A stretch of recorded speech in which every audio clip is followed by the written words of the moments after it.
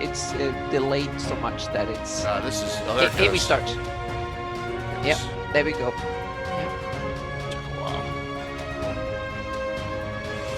That was weird. My chat window too, so I'll not chat. Have that separate.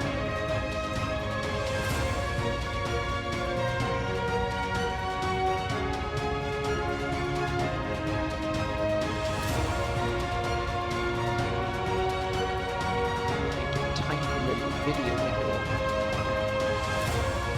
because you're showing it all through Zoom, so That's a good way to do it. Just keep it live. yeah, and I'm lowering the quality to the minimum here, so there we go. I can do this. Yep.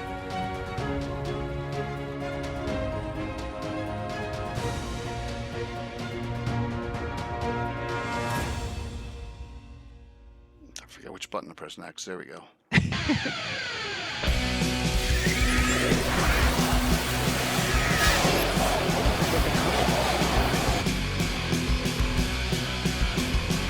I need a new vid. That Mark has been detained for. I need a new Reaper vid. Yeah.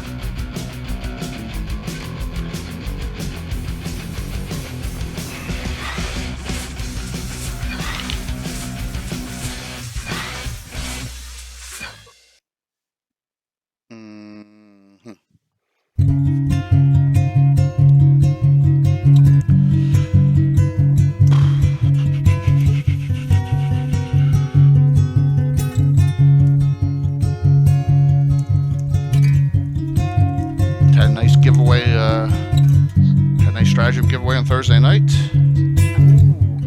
Now that I can do, I figured out how to do giveaways on Streamlabs. I can have people, like, for followers sign up for it too. So I can do it via a sign up list. So yeah, all your cool sponsors. Good. That's good, Sean. You can hear us. You can hear us just fine. That's good to hear. Oh, good. We're not too loud. Hopefully our. I'm hoping my ads or my alert boxes are still down and they don't kill anyone here sound-wise as well. So that's good. Yeah, I didn't understand what you were talking about because when I listened through Zoom when I was on the show, but last time when I just watched a bit of it, then I understood what all the fuss was about. I got it down. I got it down now, so that's a good thing. I got it way down on Thursday night and seemed to be okay for everyone. So that's a good thing.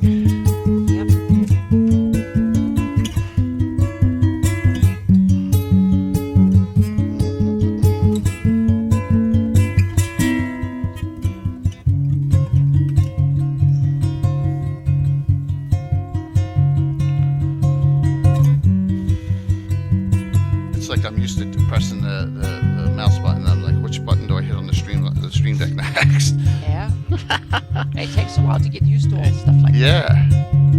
This one. All right, you'll see Tim's new heraldry on this one.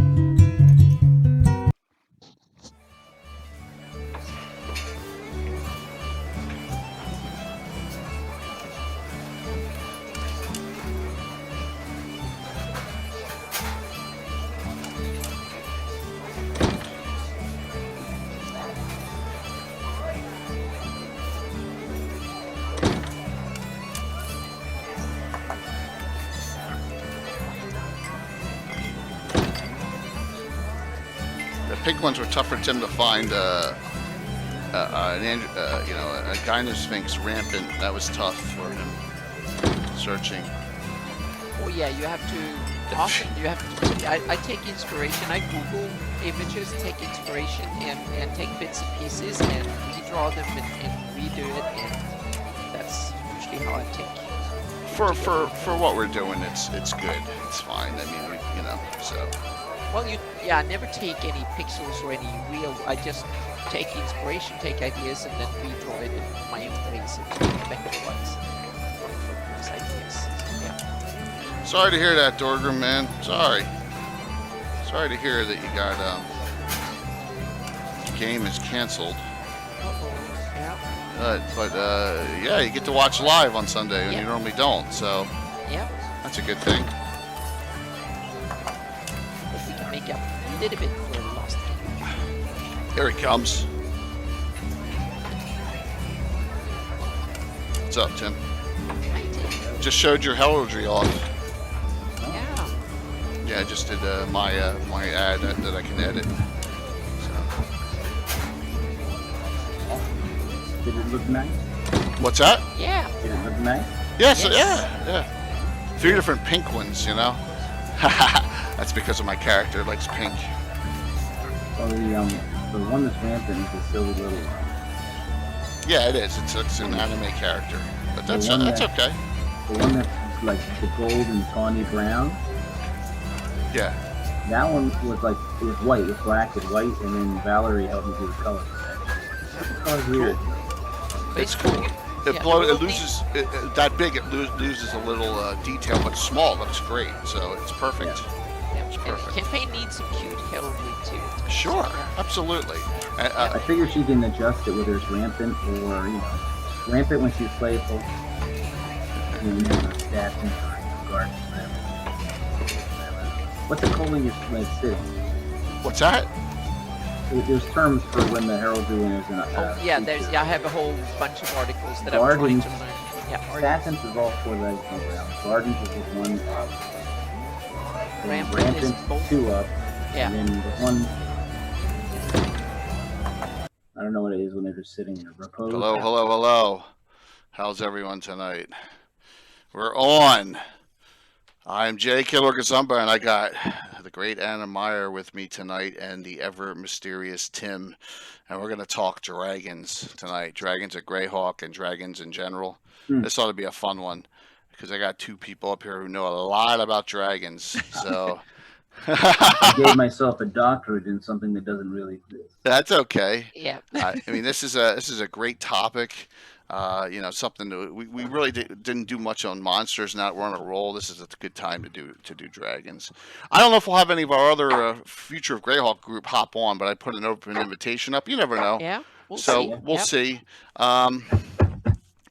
I have to run and grab something real quick. Just so That's I'm all right. That's all properly right. Prepared. We'll talk. We'll BS a little bit here. I'm getting a little feedback. I'm not sure if anyone heard that. Hold on. It could have been something I'm doing. One second. not me. 1 second. Yeah. I think it's a feedback from another source that I need to just turn off. So how's everyone tonight? We have some. There we go. We have some fun stuff coming up here. Man, what's your first? Do you remember like one of your first dragons you ever fought against playing D&D, Anna?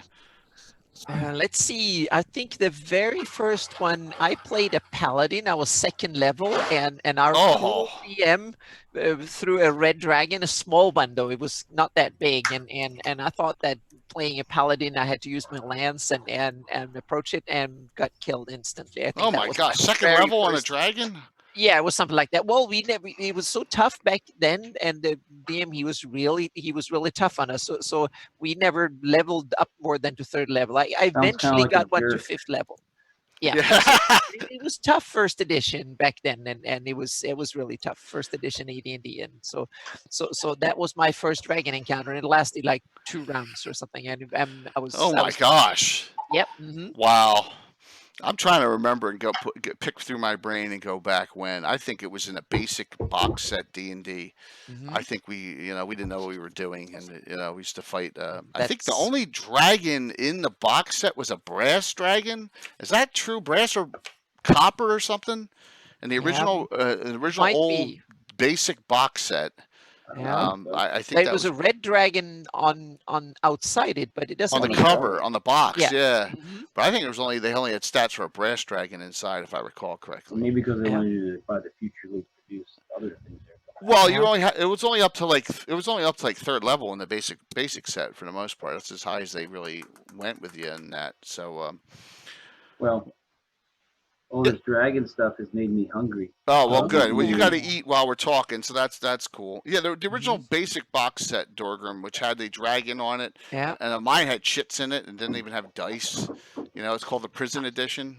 D&D basic Okay. set. Oh, yeah. I Yeah. had we got the edition that actually had that kind of crappy dice set. I think I ordered. I still have the dice. I've lost Wow. the box and the booklets have disappeared, but the dice I still have. We had to fill them in by ourselves, and they kind of got chipped and rounded off after a decade or 2. Yep. Yeah. Let me. I got to get a quick catch up here. 1 or 2 followers we got since Thursday. It's uh, you pair those dice with an original box set that doesn't have the dice, and you got a valuable piece. I mean, I know at Gary Con the year before last they gave out those Yep. original dice, like facsimiles of those. I don't know if it was last year or the year before. Maybe it was last year. But wow, I just I lost mine a long time ago. I wish I had them because I had a second set that got crushed. Yeah. But I have the booklets somewhere around here, some sitting on some shelf here somewhere, I think. Yep. yeah. So Grenel's got the chits too. I have an unpunched chit set. I don't know if I photocopied or mimeographed them. I did something with them originally. We did use chits though before we had dice. I I don't remember think. we had 6-sided dice, of course, But Yeah, we didn't have- had one set of dice that got from. Oh, look at that. Oh, there they are. There you go. Okay. Wow. There you Holy go. multiple sets. Oh, Wow. dude, keep a hold of those. Holy jeez, man. Yeah, I have them in laying around here in my dice collection too. The Beautiful. original. Whoops. You know what? See, that's one bad effect of a stream deck. I accidentally hit a button. Hold on. Accidentally. We got too close, and that's how sensitive it is. So tonight, dragons. We're gonna go through like the basics, and then I know we're gonna deviate off of some of the ones that are less known. Maybe talk about some specifics in Greyhawk, but I guarantee you, everyone's like, first edition dragons are underpowered, and that's absolutely true. So a lot of people have done things over the years to make changes. I know Tim has, and has got some theories on dragons in general that may not apply to Greyhawk, but may apply to anywhere for her campaign. And I have a basic rule with dragons, and we'll discuss all that. And I think 3 attacks isn't enough for dragons, so we always added tail attacks, and I know there's wing buffets and stuff like that, but we added some extra stuff. So I got my one dragon shelf there I'm showing, but you gotta have your dragons, and those are kind of the smaller ones. But I wanted to start off with that. But why don't you just start at the beginning and work our way up? If anyone has any discussion points or any history with any of these, please feel free to put it in the comments, and we'll talk about that as well. The white dragon is the weakest of the base color evil dragons. But that doesn't mean the white dragon's simple, right? We had a white dragon that I'm going to show. I forgot to put my prop in here. Okay, there you go. I do have a dragon. Nice. Which silver dragon, my favorite. But the problem is that she lost her nose. It's a she. She lost her nose going from Sweden back to here to California. So I have the nose in pieces, and I have to. Oh, you do have it still. That's good. Oh yeah, I have it. It was That's good packed away in a box, and it got smashed a little bit. So she got injured in transport here. But it's really cool looking silver dragon. So, I'm glad to see that you have it, because there's nothing worse than missing a piece or two on something. Yep. Yeah. So I have it. So I'm going to see if I can glue it together and then use some mold of some sort and get it. Awesome. Do you have a name for it? Her? Well, it's Silvara, but she goes under several names because I've used her in a couple of campaigns when I've had silver dragons. So beautiful. Yep. Silver's cool, one step below the gold, but it's my favorite dragon. Oh well, I have another favorite too, but I know your bad favorite. I think I know which one it is, and it's not any of the base colors. Think about this: if you look in the original Monster Manual 1, White Dragon's 5 hit dice. Okay, well that's less hit dice than a troll. That doesn't make much sense, right? I know they're smaller. It can fly. 5 hit dice. That's it. And that's one crazy. Of the fastest flyers. One of the fastest flyers. Yeah. With limited. I love how they have the sleeping percent in the Monster Manual as well. Yeah. 60% it's a chance to sleep. Yeah. I guess it's in the cold. It's gonna hibernate. Yeah. And the base attacks 1 to 4, 1 to 4, 2 to 16. Once again, it's like troll does better damage than that. 1 to 4, like a dagger held by a hobbit. Yeah, for the claws, that's ridiculous. It's absolutely ridiculous. And but white dragons, are usually in cold areas. That doesn't mean they have specifically be in cold areas, and they at most can have 4 first-level spells, which is another thing I find kind of ridiculous.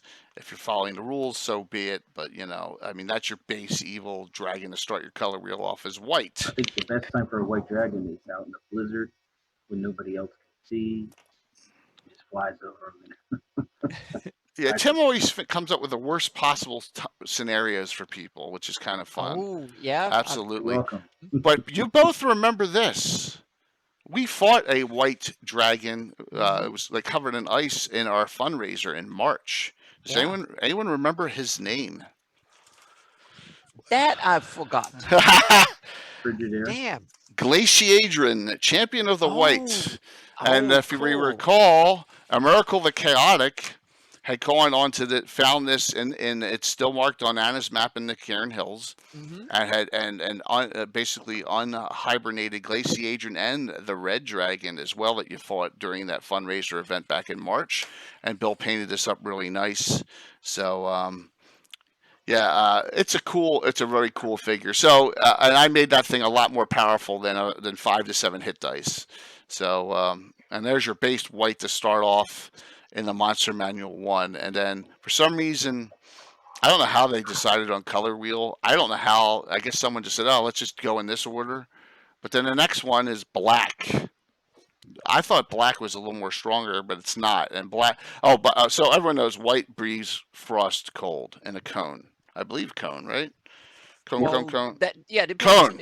Later editions they can do.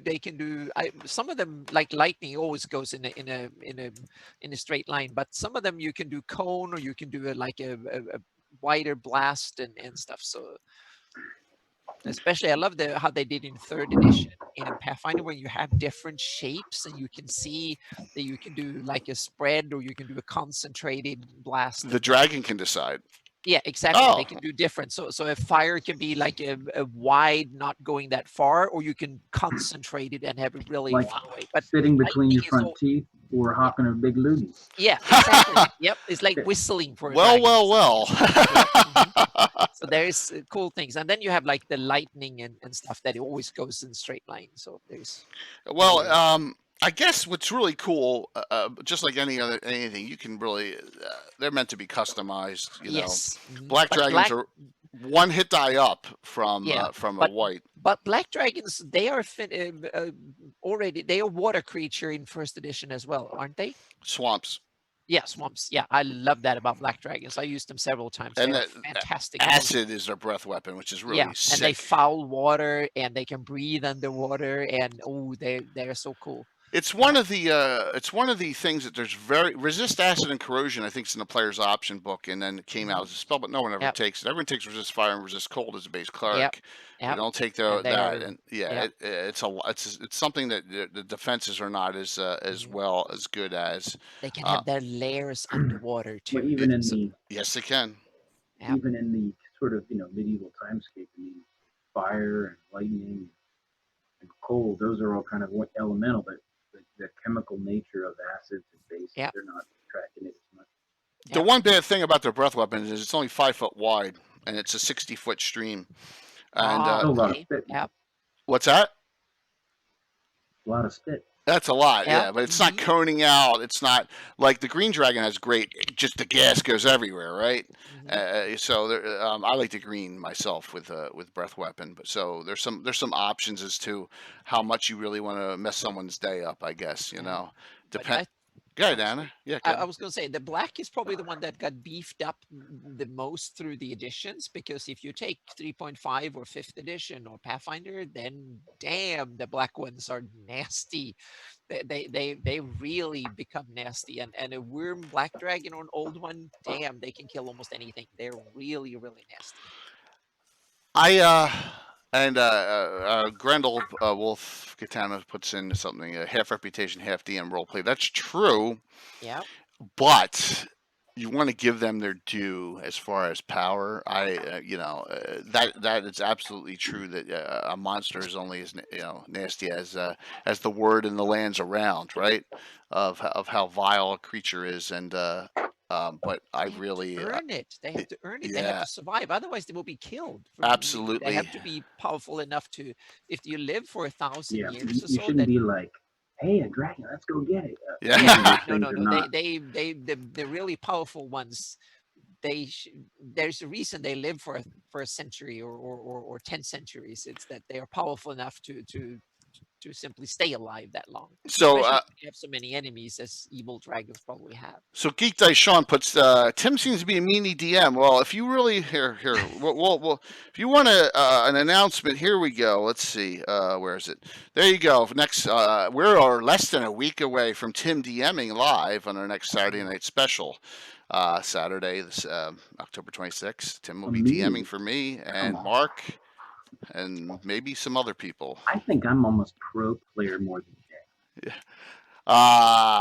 It's possible. Because I always Hey, look at the characters as the heroes of the story. my character got grabbed by a devil and then reappeared a mile up in the air and let go, Hey, dropped. she lived. She lived. Yes, she did.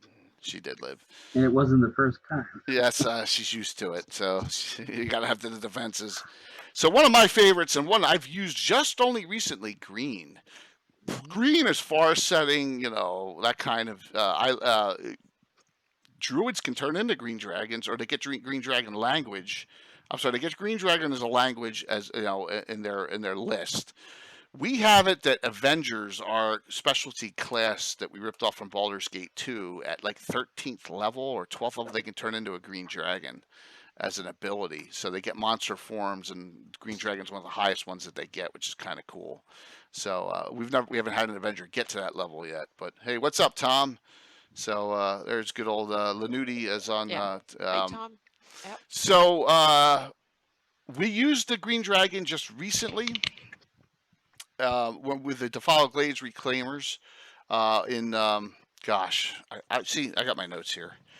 In Darkwood Heart, that adventure of 848. So we're looking at 15 adventures ago. Oh my God, time flies. This dragon's name was Floranoxus. There you go. And they were fighting Floranoxus in the Defiled Glades, and that was kind of a nasty fight. It took a while to get him down, and so a lot of people got severely damaged. But that was a pretty cool couple weeks there. I remember Tom was in on that one, and Floranoxus gave him a tough fight, but they did eventually take the dragon down. That's one of the more recent fights. I think the most recent one I've done in my campaign was this one with a green dragon. So yeah. Anna, have you had any I know you haven't played in a little while you played mine, so was that your most recent encounters with dragons? Yeah, but I've had a green dragon in that it's been kind of a side thing in many of my campaigns. That's Rothgor, that is from the Gord books. Oh, yeah, and he's not named in the Gord books, I think, but I named him Rothgor. And that is awesome. In Welkwood. He lived in the northern Welkwood near, not too far from Narvel. So between Narvel and Instad, just east of the Jewel River, I placed because it's in that area, and he's from the Gord books. So I had him. Yeah, go on.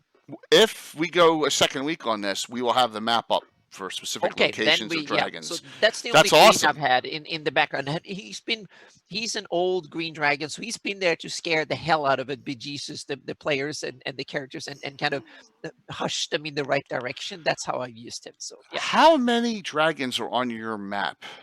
I think it's about on the public version of the map. I think it's about 20 or so. Really? I think it's about 20 at least. And on my campaign version, it's probably closer to 50. Yeah, it's Dungeons and Dragons. Yeah, exactly. Yeah, it's closer to 50. Wow. But not all of them. Yeah, but those are dragon lairs. And in the way I do it, that not a lot of young dragons don't have lairs. They're not old enough to have established the territory and stuff, so they're kind of roaming around. But so there's probably a bit more dragons than that, so to speak, all in all. So on your map, you have you double it almost. Oh yeah, yeah. I've added a black dragon that lives in over in Reldevin in that is the kind of the pet to and one of the monsters of the Lord in a Black Splinter, that he's a necromancer and a vampire. And in the Splinter Marches that is outdoors, he has a black dragon that is called Ratukash. And she's a fairly old black dragon, and she lives there and started raising young and stuff. So they have kind of a symbiotic relationship. They help each other. They kind of share guard duty on the realm. Otherwise, they kind of, yeah. So she's been around there for a couple of 100 years. She stayed kind of low key usually, and she comes out to harass adventurers and terrorize the neighborhood a little bit now and then. All right, I'll get back to that in 1 second. Yep. I have a question. Thunder Bay asked a question. Green dragons in the 1E monster manual. Okay, so this is average to vary, and they can get up to first level and 4 second level spells, and they're random. They can't use spell books and stuff. But once again, as a DM, you have creative license to change that. I think if they're very intelligent, that could absolutely change. So and their breath weapon is my favorite, and that's the poison gas cloud. Yes, it's good. It's Yep. It's 50 foot long, 40 wide, and 30 high. And that's why, if you notice in this fight, I had it down, but when it breathed, it hit people up top because of the area effect on it, and that's why I kind of set the fight up that So way. Jay, you're pro chlorine gas? That I'm sounds pro really chlorine cool. gas breathe through a dragon, Yep. absolutely. Massive So weapon of mass destruction here. Yep. absolutely. Against the So naked, that- Anna, on your map, I mean, have you ever offered a dragon lair map to your Patreon? Not a specific one, but today I actually, thanks to this, because I had a lot of notes and ideas about how to use my dragons in my Yeah. campaign. So I actually wrote down some of these ideas and put it to my patrons. It will come later Cool. on my website. It's basically about the dragon life cycles, shaping, why dragons hoard, and some other cool things. And we can go into a little bit more detail about that later on here. So yeah. But there will be more. I will tie it into my campaign map while I kind of explain some of the old dragon territories and how it fit into the campaign. For me, that's really important, that dragons are part of the world. They're not just some evil monster living over there. They're actually part of it. They run areas, and they are influenced, and people are scared of them, and some are treated like deities. Some of them are just treated like a pariah you need to like a mob that you need to pay to. They run extortion schemes and all sorts of stuff. It's it takes it to that next thing. You're just not fighting a monster. You're fighting an intelligent creature. Mhm. Yep. So Grendel brings up a great point, and that is the names of them in like the fake Latin, like Black Mhm. Dragon's Draco Caustica Sputum. White was white in the Monster Manual 1. White was Draco Rigidus Frigidus, and green's Draco Chlorinus Nauseus Respiratus or whatever. Yeah, that's pretty cool. Yeah. That's pretty. Someone came up with that. It's So kind of fun, silly. yeah, fun and silly. So like greens Wile are E. Coyote. yeah, absolutely.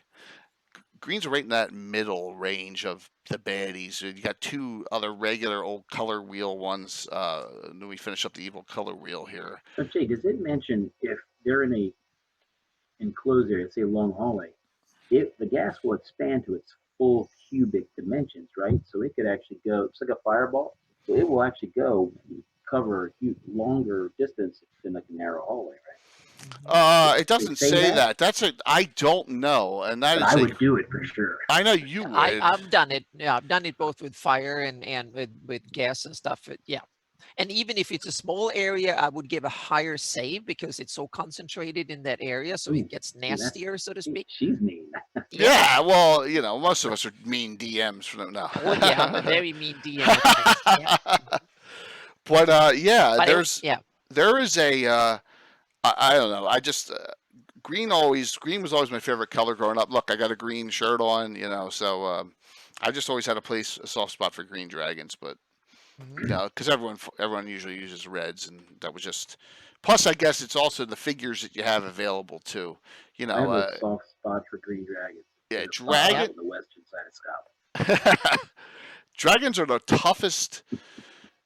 Not now, because if you already want a pre-painted mini, especially one of the old Wizards of the Coast plastic series that came out in the early 2000s, And if you want that massive red dragon, which I have a pic of, is MIB, mint and boxed. I'm never opening it. Oh, wow.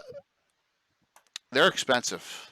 Dragons are one of the most those and original beholders are some of the most expensive figures you could, crazy amounts of money just to get that figure. Now that a lot of third-party companies, especially our sponsor Reaper and this new Kickstarter, there's a ton of dragons.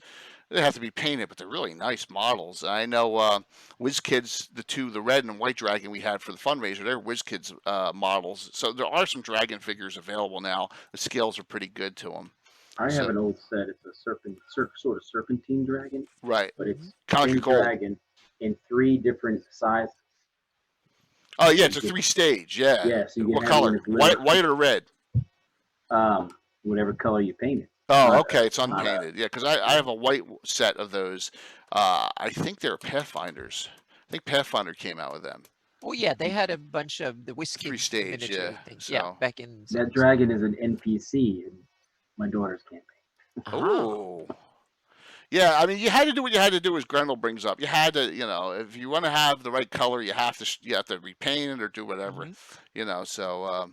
Or just say that's what it is, because really the important part is replicating space on a battlefield so everyone understands what's going on. So if you have to say, hey, this is an aquamarine, if it's a blue, but it's really a green, whatever. Right, and yes and no. For people who can't afford this layout you have.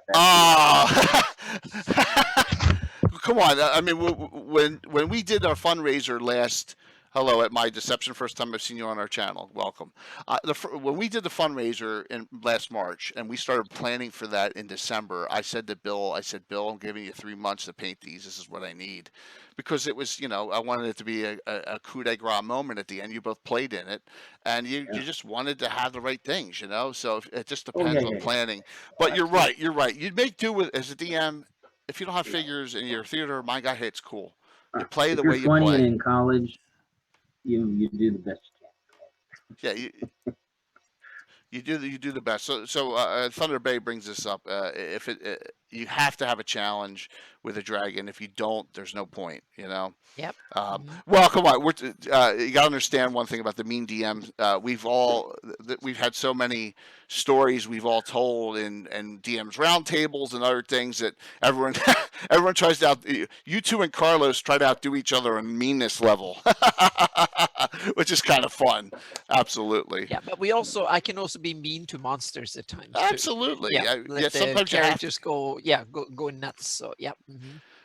So I will let a party totally, they get lucky or they come up with something great and it kills the big bad thing in one shot. Yep. I will allow it to happen. Yeah, we had a goblin in one of my adventures that ran in and hid in a little porta potty bathroom, so to speak, that was outside a camp, and ran in, and all the characters use axes, whatever, and chopped the thing to pieces, including the whole kind of toilet thingy and including the little guy inside, so to speak. So that was brutal, but we all had fun. It was murder hobling. So yep. The murder, I'm going to put up the ads for my deception here, so you get your so when our tomorrow night 6 p.m. EDT is Mark's group running, and he's playing his group Slap. So there you go. Blue. I got a nice large size blue dragon I haven't taken out of the box yet either. Yeah. Blue is electrical. Mm-hmm. Blues, is that a detriment, having a straight line shot breath weapon? Well, it's kind of a long distance often, and you can get a lot of, if you get the enemy lined up, it's really cool. And it's also, I think it's a great breath weapon for flying dragons that come flying past.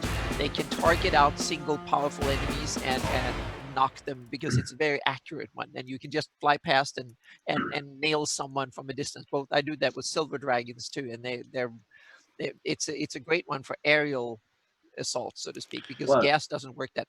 Find somebody who wants to get struck by lightning. Yeah. Oh exactly. My gosh. Yeah. People have been burned. People have been cold. People have Yep. had noxious vapors. But who wants to get struck by lightning? Yeah, and I also love how the blue dragon often has the big horn like a rhinoceros on top. A lot of Wizard of the Coast, and they're from 3rd edition onwards. It got just like the black dragon had two ram horns going forward, and the blue Yeah. dragon has a big one sticking up like a, and it already in Monster Manual 1 you get it. So they kind of made that one a more prominent feature, and I kind of they're really really cool. That helps with the positive and negative Hmm. Exactly. Yep. It's like an aerial, and yep.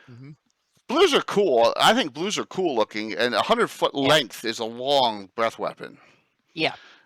Down a corridor that's nasty, and Mhm. yeah. Yep. You put a Yep. blue and a red in that one, Tim, right? Yeah, Ooh. yeah. But it was that's the It was a story of the phantasmal illusion where everyone force. died. Gazamba and Fensick were the only two And left nobody alive. disbelieved that it was like not even a super high level. Yeah. Two massive dragons come in and breathe, and nobody thinks, "Come on." Yeah. Yeah. And light. Really? Yeah. When you're drinking in 1987 after finishing Temple of Elemental Evil, you're not thinking straight. So, Yeah. that's how long ago that was. But He yeah, still lives though. So blues are upped on the power. You're looking at 8 to 10 hit die now. Ooh, and an old 1E, and spells up to 3rd level, and it's. Once again, the damage is the claw damage is so lame. 1 to 6, 1 to 6, 3 to 24. So we still haven't fixed the claw damage here, but well, yeah, you mean in the set rules we haven't fixed it? exactly. In the set rules, you haven't fixed I it. feel So, pretty good about my fix. well, we've all done some really nasty things with dragons, which we'll get to in a minute here. Red, Yep. finally something really nasty. 9 to 11 hit die, fire, 1-8, 1-8, 3 to 30. So you're at least jumping up the damage a little bit, and they can get up to, it looks like, 4th level spells. So they got some decent spell capability for the evil dragons. And red is almost everyone's favorites, to fight. It's But the classic it's dragon the classic, from the in D&D classic dragon. Yep. Yeah, but Yep. once again, fire resistance tends to be the number one form of resistance of the elements. So a lot of people go into a fight with a red dragon, ready Yeah, and but prepared. they're also, especially in the know. later editions from 3rd edition, 4th, 5th, and Pathfinder, they are so damn powerful physically, meaning their attack, they rip things to pieces no matter what resistance you have, meaning they will run in and they will kill at least one of the player characters no matter how powerful that one is. And they also have something that comes in 3rd edition around snatch attacks, and you can often have dragons that come from nowhere Really? in the air and just grab one and lift them up and throw them from 1,000 feet, and Like then in come Dragon back. Slayer. Yeah, exactly. So I often do that. They come from nowhere and just strike out of nowhere, meaning they come really fast and coming in, and you have to have good perception and hearing and stuff. And they might use a silent spell to really go nasty. Or like and then grab one of the characters and lift them up. So when you're in the dragon territory, they don't strike normally and sit and wait for you to come.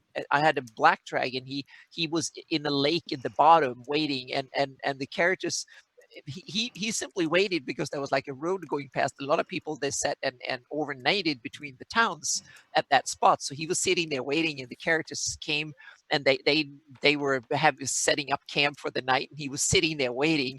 The problem is that black dragons, they befoul the water.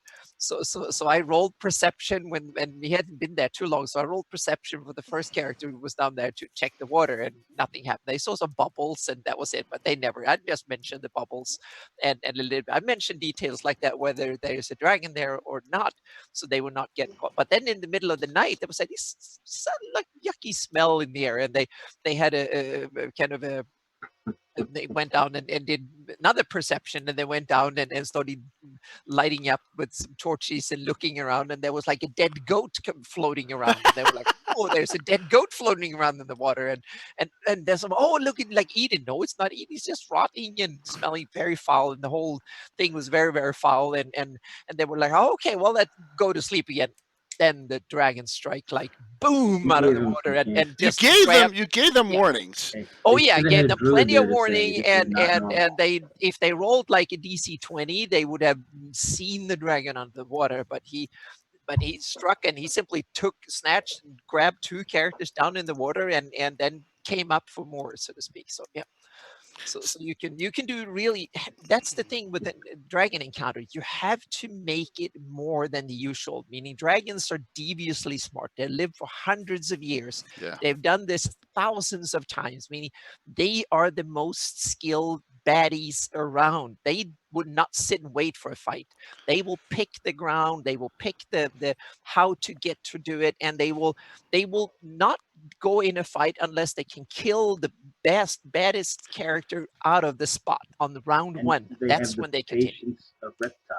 Yes, Absolutely. exactly. Yeah. I'll give you an example, and I hate doing this, guys, so don't slay me. But if you read the Drizzt books, when he goes after icing death, he can barely even get into the lair, if Yeah. I recall. I mean, it's that. So there's even the white. It was a white dragon, and even so that was kind of cool.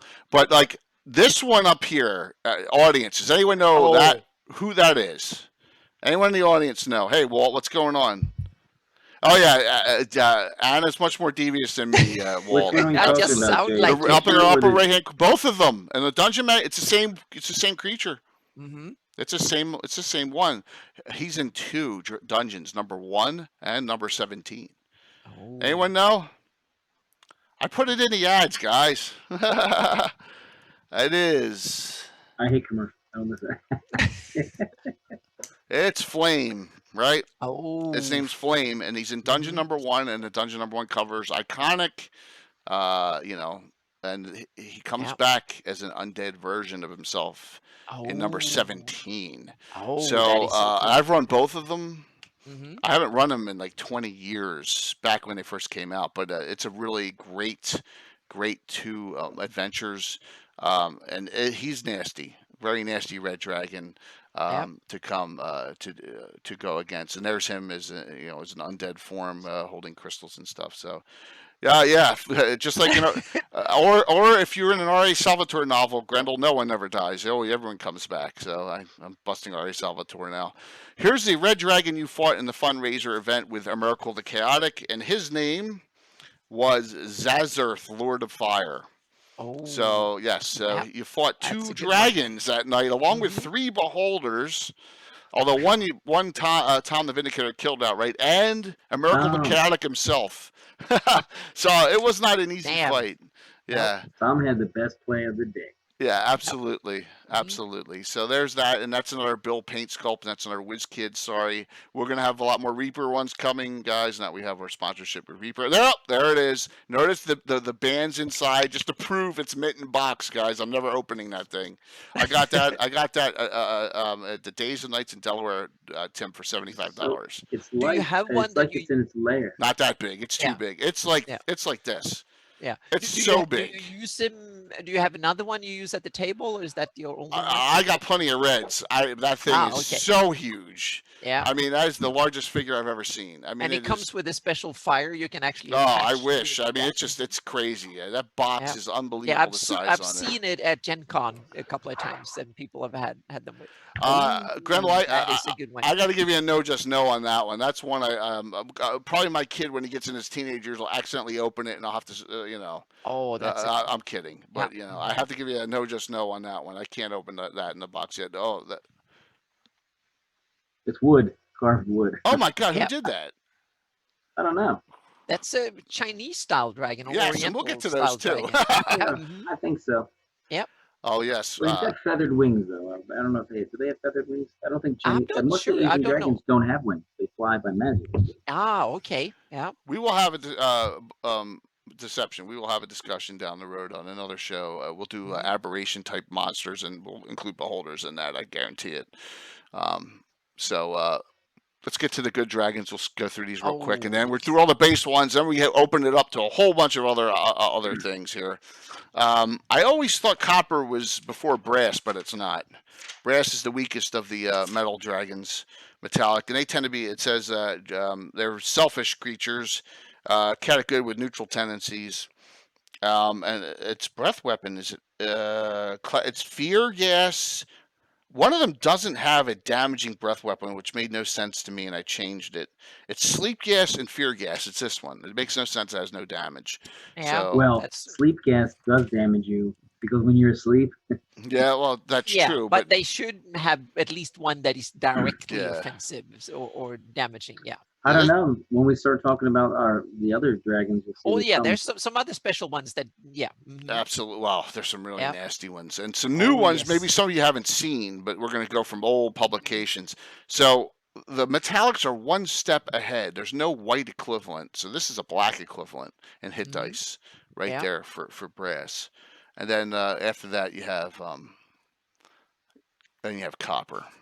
Hey Jay, Copper, trivia question. Do you yes. remember what adventure I had a copper dragon?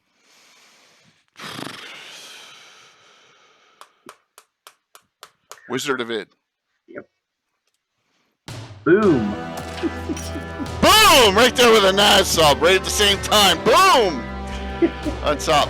Our longest subscriber, our longest sub there, the NAS. Hey Tim, what's going on? I think you So tweeted. bravo, I got that. The Wizard of Id, man. So I made an ode to that, the Wizard Stidge. Copper. What do they have for breath weapon? I always forget acid. Ooh, they have acid too, like a black dragon. Yeah. And they're the And most talkative of dragons, if I remember yeah, correctly. and they're The ones that chaotic good as love well. conversation. Yeah, love conversations and stuff. Oh, they have a slow breath too. They have two breaths, Mhm. acid and slow. Yeah, That's pretty most neat. good dragons have two. They have one lethal, one non-lethal. That's It's a precious metal, but the kind you wouldn't mind having around the kitchen. That's probably why you yeah. talk a lot. Hmm. Tim, it's fine, man. Hey, duty calls, right, Tim? As you got, hey, you got a new woman. That's great, man. Good, bravo. UK, I'm not UK. seeing any. I'm not. I don't have my text up. Yeah. Oh, okay. That's all right. So after copper, you got now you're getting into this is a dragon a lot of you should know, bronze. Oh, Bronze yes. can shape change into animals, not humans. All right. So bronze dragons are they have a bolt of lightning or they have a repulsion breath. We have the Order of Ulick has a bronze dragon. His name is Strantilus. He is based out of Wales Castle, and he is ridden by which character the most? Tim, or Walt, or anyone on? Do they know which character? And this character rode the dragon in the Watcher's Tower adventures too, where Finder was crying for help in the bear trap. I was just thinking about my own adventure with bronze dragon. The answer is anyone. It's Andrea Winchester. There you go. So we have a bronze dragon. We've had a bronze dragon for the last 30 years in the campaign. So Who pretty had cool. a bronze dragon egg and raised the dragon, Mm-hmm. and then lost track of it for 200? It happens, man. I mean, you got so much going on as the DM, you can't keep track of everything. Think about this: you have two. No, I mean it was Drevilla. Oh, really? I didn't know. See, I completely forgot. And Ulrich had the green one. It was a bronze and a green one. He had the green one. And then one of the big adventures, there was that time gap where you guys got stuck. I don't remember. And then when you came back, they were grown. It didn't want to have anything to do with you. Oh, okay. See, That was early. So we're talking about 1985. You were in high school. Oh my God, this is 1983 to 1985. I'm lucky if I remember what I had for dinner last night. That's pretty cool. So after bronze, 2 more to go. You'd remember if I told you the name of the dragon. I don't remember anything. What was the name of it? What was the name? Oh, it was a joke name, wasn't it? Oh my God. It was high school. Yeah, was it an ex-girlfriend? How did I know that? Oh my gosh, that's terrible. Mm-hmm. Yep. Silver. A lot of people said silver was their. That's wrong, Tim. A lot of people said silver was their favorite. Yeah, silver is among the good ones. I have 2 favorites among the good ones, and I think silver is one. One reason is the cool picture. The gold, I don't like the picture. Gold's more of a Chinese-looking dragon, so. I don't like that. Oh yeah, but the silver is kind of, I love the silver. It has literally the coolest kind of, they're kind of I would say the epitome of the one that can go around helping the party and have more kind of a little bit more aggressive outlook, and I made them neutral good in my games. So the gold dragon is more the lawful good, and silver dragon is the neutral good. That makes sense. and copper dragons, and those are more the chaotic good. So yeah, I think bronze is lawful good too. Yeah, it is. yeah, It yeah, is absolutely. So they have cold and repulsion, and yeah. they can Powerful magic, and in later editions they are the match of the red dragon. and they can turn into animal or human form as Yep. well. So, which is neat. And there's going to be it's about an hour before the show, and I completely forgot about a certain dragon, and I don't know how I did it. The dragon's named after the campaign setting. I was like, oh my god, I didn't put any in. I didn't even put a picture in. Right? I was like, oh my god. So I'm scurrying around to find the reference, and it's actually a reference sheet for second edition. So after silver comes, the gold dragon, which looks very much like one of the Chinese dragons. No wings. Yeah, No wings and all. So, but they really redid that one for later editions. In many ways, if you love dragons and D&D, I can recommend the third edition Dragonomicon. It's an awesome book with tons and tons of detail and so many good artwork and stuff about dragons. what third edition? Yep, it's a third edition What, book. where does the Council of Worms thing fit The Council of Worms is a first edition AD&D, I think it is. I think it really? was a separate box set, and it was Yeah, right. it's second edition AD&D. No, It's I a have box it. set. Yeah, it's a box set. Yeah, It's second 2E. edition. I It's have it on generic the- setting. Yeah, in? I have exactly. it, but It's just generic. never read it with NP. I have barely read it either. So It's thick. it's- I mean, there's a ton of book. It's Oh it's, yeah, it's a big one, There's and three different maps and books. yeah. That's where they have the dragon men people, Yep. people, whatever. Well, they have that now in fifth edition. Dragonborn is a regular class Yep. you can play, regular Yep. race you can play now.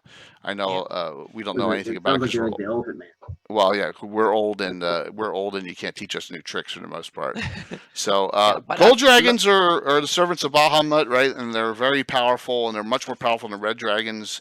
They're the top of the color chain. They have fire breathing as well, and they can get spells up to 6th level. What's that? Some of my earliest DMing, we're going to elementary school, probably. I would have a gold dragon disguised as a poor person or somebody in need, and they would ask for help. And if the party was helpful, they'd give them a reward. If the party wasn't helpful, I hear they have. They might get a real serious talking to. Yeah, the Dragonomicon have some really cool headshots from and drawings of the gold dragon, where you have some tentacles and stuff, so you can sense a lot of stuff. Yeah, I can really recommend this book. It's a lot of really cool things. It's third edition. Yes, It looks- it's third edition. Okay. Yep. I mean, I don't think mind. there was a Dragonomicon earlier, if I remember correctly, but this one, I think it's it's a really Probably can get it pretty cheap too. yeah, you can probably get a PDF nowadays on drive-through. I'm not sure, but it's one of these books that are really useful and handy if you want to dig in and want to have some more ideas for your campaign. Yeah. So we covered this, which is good. I wanted to get through that. Now we're going to bounce all over the place. There's a ton of other published dragons and sources you may not know about, or sources you do know about, like Gitano, or places you wouldn't even think to look, or ideas we have. We're going to go all over the place now. We're going to talk about what we do to enhance dragons, stories. I think we should go to my vote is Go for it. Charge, so really Go for it. Finishing the color wheel. Okay, let's do that. So let me get out this article. It's not too far afield yet. Okay. I love the pictures in this article too. This is what he's talking about. Oh, okay. The Missing Dragons by Richard Allen Lloyd. This is Dragon from September '82. Now I know I have the number up here. I think it's that one. I think it's, what number is that? 62. I think it's number 62. Yeah, I think it is. It's Dragon 62. Let me scan through this, and we'll go through some of the other ones I have. Okay, look at that. So let's start with these 3 evil missing color wheel ones. These are great to throw up against a party and really shock the shit out of them. Like, what? There's no yellow dragon. There's no orange dragon. So of the 3, hey, Greg, good to see you on, man. The yellow dragon. Like I said, if you can't get a hold of this article, I'd be more than happy to give you give it to you. Yeah, Don't worry about it. nasty. Yellow dragons. How? Tim, what is nasty about a yellow dragon? Oh, It breathes sodium chloride salt crystals, 70 feet long, 20 feet wide. But when you hear about it, all right, if you make your saving throw, that means you've turned aside so you cover your face. So you're only blinded for a number of melee rounds equal to the hit dice of the dragon, which is 6 to 8. So yeah, you're only double. blinded 6 to 8 rounds. Nasty. If you fail your save, um, you get it in your lungs. You have blindness also, but you also you could also faint with pain actually if you get blindness. Right? Yeah, Yeah, you can you might choke on actually it too. faint if you make your save. If you fail, there we go. You cough and choke, fills your lungs and your breathing, and you'll fall unconscious in 1 to 3 melee rounds. You die from 3 to 5 melee rounds after that. I believe this is an Elmore picture too. That's an Elmore, definitely. There's a signature. Yeah, at the bottom, yeah. Yep. So, And it is hard to get out. yeah, spells such as transmute rock to mud will not affect the salt since it is crystal, not a stone. They do get magical abilities. They're lawful evil. Damage on them is not that great, but I'm assuming we're going to pump that up a little bit anyway. Don't So, worry, you can perform artificial respiration, forcing out enough salt. Who the heck knows how to do artificial respiration and keep silent? yeah, that's true. But there's other ways. Like, there's other spell effects that you can, it is a nasty one. But Yeah. this is the least nasty of the three. Right. If you're in it, you're blind automatic. So that's what's my habit. Yeah. The least nasty of the three. So that's the yellow dragon. Okay, so assume a color wheel. This yellow dragon's missing. Blue, yellow.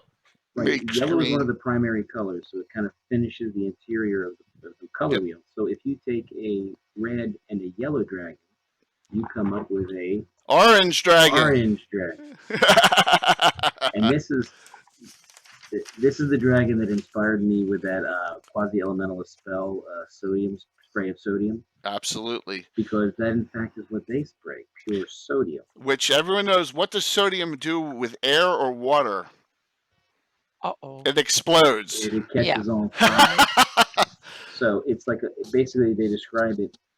Victims hit by a stream are drenched as the saliva runs off. The saliva they have is oily that keeps it from being exposed to air. But as the oil wears off on it, it begins to catch fire in a napalm-like flame, right? Doing the damage that the dragon has, right?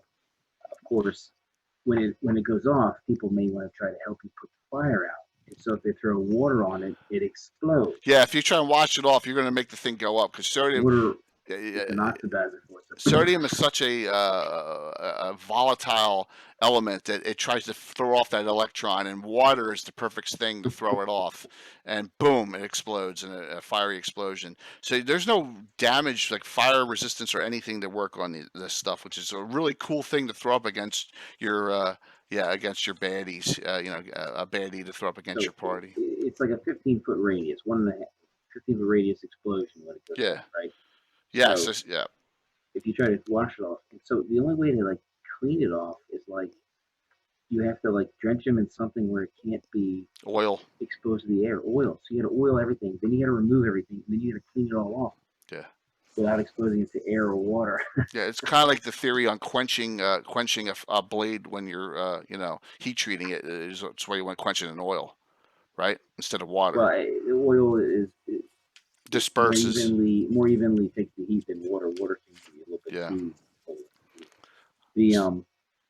And then the third one, the really nasty one. This one's nastier, or as nasty as a red dragon, in my opinion. Red and purple, red and blue together make a purple dragon, and this is another great. And this shows you. This came out in '82, and that's why How to Train Your Dragon, the movie, where they came out with the energy blast from the knight.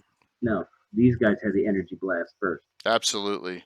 When you're talking about, this one breathes raw energy. So you're looking at, and now a lot of our energy, we put magic missiles in the energy realm.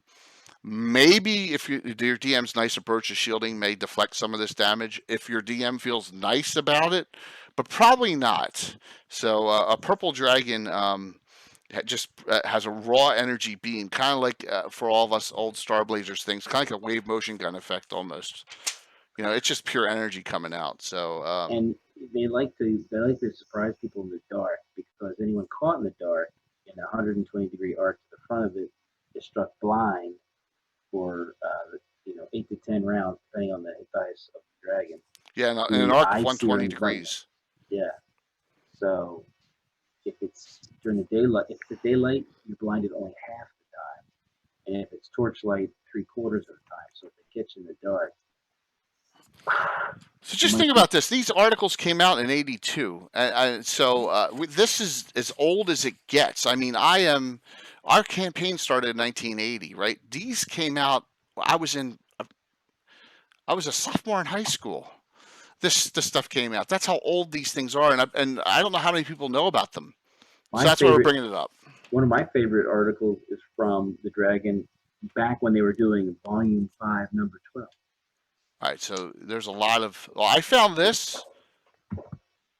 I found my Ultimate Dragon article index. I mean, for Dragon Magazine, I found this, and if you go to Dragon in this, I was looking at it online. Yeah, I mean, you got there's not as many articles as you would think on dragons in the first 100 issues or 110 issues. There's about 15. I thought there's be more than that, but Wow, that's it. Really way more. Yeah. When you do the self-defense for dragons. Well, there's a lot of things in Best of the Dragon Volume 3. So no, but that's in the same one. I think that's in 30. Good question, Thunder. Let's see what the purple. I think purple is mountains, typical terrain. Caverns. Almost any climate, but like deep underground caves. When it's dark, so they can blind you. So it says purple dragons can lair in almost any climate, but a lair will always be deep complex of underground caves, free from any natural light sources. See, I think they already acknowledged the weakness in the dragons, because its damage is 2 to 7, 2 to 7, 5 to 27. Maybe it's just the blending of the blue. But 5 to 27. 6 die 4 plus 1. No, that's not right. Oh my god. 3 die 8 plus. No. 2 to 24. 2 to 24 plus 3. 2 die 12 plus 3. Oh my gosh. So Anna, have you ever used any of those? No, I haven't. I remember reading the article back in the day when I actually read through when I got the CD. I have probably like a quarter of all the dragons that come out over the years, because when I part owner of a game store, I simply made sure that every issue they came out for like 15 years, I got every issue of it. So I probably have like a quarter or a third of all the dragons come out, but they get the CD-ROM set with every issue up to 250. And actually, back in the day, I read through all of them from the PDFs. So I read through the article and made some notes somewhere. So, but I've never used them. No, I've used a bunch of different dragons, but never these kind of off the ones, so to speak, that are. But they're really cool, and I would probably disguise them, because I don't like the colors much. I used to think of the white ones. They are the snow dragons or the winter dragons, and so on and so forth. So I simply skip the colors and we can make purple a cavern dragon, right? Yeah, exactly. That's what I would do, and simply make them less kind of iconic that way. And a lot of them, like red dragons, it's themselves don't see themselves that way. They are way more above that, so to speak. So Blackbeard doesn't see itself as a black. Exactly. It's like So I would kind of categorize them slightly different, but it's traditional. So yeah. We're on a roll, so let's stay here. Okay. Well, we have some of the best ones. Yeah. This article is from this Darlene Dunn front cover of Dragon 37. Okay. Yes. All right. This is older than the color wheel. 1980 we're talking about on this one. So hold on one second. Let me get back. This is Darlene's cover that she did back then. Tim has used these in his campaign in Greyhawk against Gazumba himself and Hawk and Fensick and Leuven and all those characters. You're welcome. Yes. And what are they, Tim? The Gem Dragon. The Gem Dragons. Crystal Dragon. Yes, and that is from this article. That's not in the monster manual. Okay, Yep. so this is an article on neutral dragons because the question was why aren't there dragons that are of neutral alignment? This is Arthur Collins. Arthur Collins does a lot in early dragons. You see a lot of articles by Arthur Collins. So there are different types, and I will just I love that. I love that Well, pick too. the general gist is they're generally smaller than the other types of dragons, but they're more charismatic and suave. Yeah, the hit dice. Well, the hit dice are still on a very similar. It's a similar hit dice on these, Well, but they kind of that's how they describe them. but yeah, the whole bulk of them is less. So Right. you're looking at crystal, topaz, emerald, sapphire, amethyst, ruby.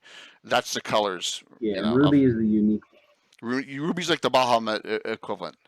Oh. Yeah, absolutely. So you got five. You got five dragons of each with different types of breath weapons. And here's the tables up top. I just synopsized it so you can And see. there's 50% chance that they're psionic. Yes, sonic ability, as you can And see. they like to talk and be really suave, so there's a chance there's 10% chance per round talking to them that they can plant a suggestion. So they like to talk. It's good for So- role play purposes. It's good because they don't tend to be as confrontational. Except Tim had his evil group of knights, the Knights of the Eastern We don't know if Sun. they were evil. Well, They were just your opposition. yes, the opposition. Okay, we're all riding neutral colored gem dragons in fights. So, and we're talking about this is in the glory days of the Unearthed Arcana. Cavaliers can ride anything, right? Depending on their level. You have cavaliers out there riding dragons all over the place back in the day, and we all have it. We all had it, and that's one of the great things about the cavalier class was that they could ride crazy mounts, and dragon was one of them. Everyone who's super cool has a flying now. Of course, yes. Whether it's a hippogriff or a griffin or a pegasus or a rot, who knows? Whatever it Even a is. wyvern, well trained. Like cool. Garth Warmonger has a wyvern. They're still cooler than a horse. Yeah, absolutely. It's a cool, and they're cousins of dragons, I think, right? Wyverns. So Yeah, they're that kind of. It would be like I'd put them in the mere dragon category. Yeah, exactly. They're not true dragons. They don't have any front legs and other things They're that. quadrupeds. Yeah. so But they're dragon kin, but so they're dragon-like creatures, but they're not true dragons. They don't have the age groups, and they don't have the front legs, and I don't think they have the magic abilities Nope. and some of They're the low other intelligence and- special abilities. That they're more like regular animals that way. So they have a sting on Yeah. the tail. Mhm. yes, Some of them have in when you come to third edition and later, you have these kind of supernatural abilities, spell-like abilities, and stuff. So they don't have the spell-like abilities and some of the other special resistances and stuff that true dragons have, but they have more than natural. So they are kind of almost dragons, but not really dragons. That there you have wyverns and some of the other ones. So to get this article, you don't need a copy of Dragon 37, guys, which you're going to spend $100 on, or you can just get Best of the Dragon Volume 3 and look at it. They're all beat up from all of us because there's so many great articles in this one. This is the best of the dragons. Oh yeah.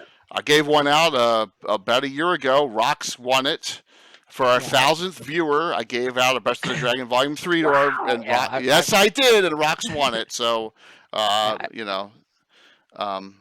I remember every time one of these Best of Dragons came out, it was fantastic. I think they usually came around Christmas, or maybe I got them around Christmas or something. It was fantastic. This one has gods of all the different races, Mhm. all the different humanoid races that has And this all the article. points of view. Yeah, absolutely. It's a fantastic one, and so you probably can get it for like $10 on eBay. Get one of these. I think this was the one that was shown in Stranger Things as well. He has this out in the one. Will has it out in his little holding out there. I think it was the Best of the Dragon Volume 3. They got destroyed with the shack. I was like, no. So I believe that was it. So it's cool. Well, that's a good question as far as what do in an ecology sense, Thunder Bay says, what do dragons eat? So we're going to go into that off this gem. Here's a good time. I want you to hear a theory, Thunder, that Anna has about ecologies of dragons. She has some great ideas about it. So let's hear Anna's thoughts. She put them on her Patreon listing, correct? You put this whole Yeah, yeah, yes. I did. I put some of the. I made a kind of little. Yeah, it's a couple of pages. My thinking was that why, if dragons are so damn powerful, why haven't they taken over the world? And so I needed to keep. I wanted to. There was like a number of things. One, I wanted them to be powerful without and having some limitations, meaning so they wouldn't take over the world. Because I want my monsters in my campaign to make sense, meaning they should interact with the world. They should be there, but if they're not everywhere, there needs to be a reason for it. And secondly, dragons by tradition hoard treasure, meaning why do they do that? I wanted a solution to that too. And then dragon sleeps. It's part of the story, meaning why do dragons sleep so much? And then I also, they shape change. So I wanted to kind of make some interesting things around it. So the first I thought about, why do dragons hoard? And first of all, why there are not that many of them? So I wanted to, and I thought it must have something to do with their reproduction. They can't reproduce that quickly, or they're sensitive or something. So I thought maybe I can kind of put these two things into one. So my theory is that, or the way I handle dragons in my campaign, is that the naturally back in the day, before there were humans creating gold coins and digging up pearls from everywhere and creating a lot of treasure, dragons needed bones of their dead ones. That was what the nourishment. So you, in order to make the dragon eggs hatch and incubate, they need dragon bones. That's the natural thing. So in order for a dragon to nourish, hatch new ones from their eggs, they needed to either find dragon bones, or they have to go out and kill a dragon and get the bones from it, so to speak. So that was the thing. And these bones get more potent the older the dragon is, the more they can sustain, and they can sustain the dragon eggs for as long as the dragon. If the dragon who made the bones, so the bones come from, is like we're 500 years old, they can nourish eggs for 500 years. Is that like the females eat it and grind it up, and that becomes part of the chemically, the That shells? might, yeah, that exactly, that might, yeah. So I haven't gone into detail, but so that exactly, that's somehow they get they kind of they radiate magic or something that way. That Like the the circle bones, of life. It's yeah, beautiful. exactly. Yeah, the circle of life for dragons. And one of the other cool thing is that dragons, when they get really old, they don't wither away and die. They get stronger the older they get, meaning the very oldest dragons are the most powerful and the most strongest. And then when they go into the twilight age, instead of declining and getting old and die from old age, they actually want to sacrifice themselves. They want their bones to be part of a nest and nurture a new generation. That's in their DNA. They want to die. They want to sacrifice themselves in one last gap. So what a lot of dragons do, they go and find someone they can mate with the last time and sacrifice themselves and let the bones be part of the next generation when they're an old worm. And so they go and test it. And one of the kind of cool little facts that I kind of put in there was that the dragon that ritually sacrificed him or herself at the end, like usually a great worm, the the last roar they make is so damn powerful that anyone who hears it have to make a will save or be terrified of dragons for the rest of their life. And if they're within the frightful presence radius of a dragon, they automatically fail that roll, because that roar is so damn powerful that they will simply shit their pants for the rest of the life when it comes to dragons. So that's one. And dragons a dragon that, if a great worm sacrificed themselves to a dragon, and that the other partner that hears the roar from, they see it completely differently. They see it as something so damn positive that they don't need to nap to increase their age category. And that's the other reason that I put in, why do dragons sleep? It's that so they can go up an age level. That's when they sleep, that's when they level up, so to speak. That's when they go from a lower age to the higher age category. They grow and so on, and they need to sleep. And the first age, when you go from hatchling to very young, you sleep like a month maybe, or two.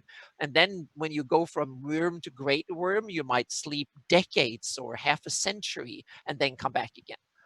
But then I also think that why do dragons don't get killed when they sleep? It's because I looked at my doggie and she smells and now she can't hear anymore, but she used to hear in her sleep. So you couldn't approach her, and as soon as you made noise, she could hear it even when she was asleep. But now she still smells. She's blind and deaf, but if she smells something in her sleep, she wakes up almost instantly. So I thought that dragons do that too. They don't see when they sleep, but they use most of their other senses. They can listen and they can smell, and if they have tremor sense or blind sense, they notice that. So when you approach, they are woke up in very quickly. So In the Lord of the Rings, Smaug is sleeping and his yeah. eyes are half open. Yep. So they kind of, or you can, if you want, you can have them as the whales, that they sleep with one half of the brain, so that one eye is open and the other one sleeps, like whales do.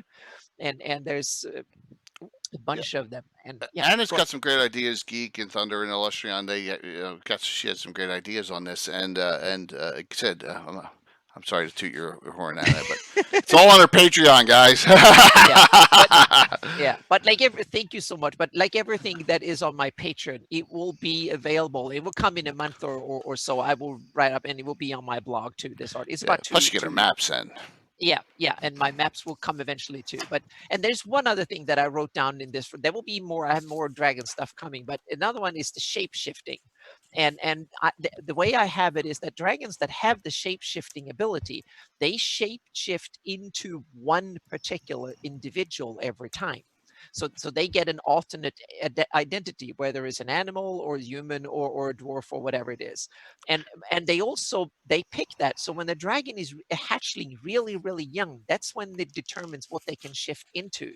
So the first creature, so the parents of the parent or parents of the dragon, they usually form a bond. If they want their young hatchling to be able to shift into an elf, for instance, they have to find an elf who's willing to bond with the dragon, and because they need to form a friendship with the young dragon, and that's how the dragon learned to be an elf in that case.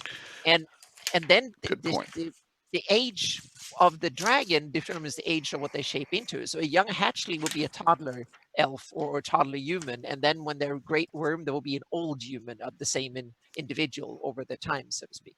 And that's a great point and a segue into this creature I have up. Yeah. Which is specific to Greyhawk. Oh, yes. And the one I almost forgot, thank God I didn't. The Greyhawk dragon specifically does that. So there's known to be at least 3 of these living in Greyhawk City. Quadruped too, based on the picture. What's that? A quadruped, it only has 4 limbs. Like all the other dragons have this is something that the artists often get. Yeah, it depends on the artist. The artists often get that wrong, but often, like as an artist, and I know as a cartographer, that you often don't get a chance to read all of it. So it's something, because if you read the text, I think it specifically in several places says that true dragons have front legs, and wyverns and other kind of dragon-like creatures. Like a pterodactyl, right? Front arms are wings. Yep. So true dragons, they have front legs. Yeah, they have legs and wings. These dragons, and it never specifically, I don't think it says what color they are, or if, here it is. I don't think that's scales. So here's another question. Thunder had, do your dragons molt, shed skin? Yes, for me, I take it they do it every time they age. That's when they do it. Okay. Yeah, so that's why they sleep. So that's part of the sleeping process, so to speak. Very, very cool. Yeah. In the movie Dragon Slayer, they lose scale. Yeah, I use scale for the. And it's not that they change everything, but they add scales, so to speak, and upgrade their get thicker, and because a lot of some of the old scales that they grow and get scarred and then added new ones. So, yeah. I would see it as like not the whole skin coming off, but I would see the outside sloughing off and bits. Yeah, and they also get better stuff grew underneath.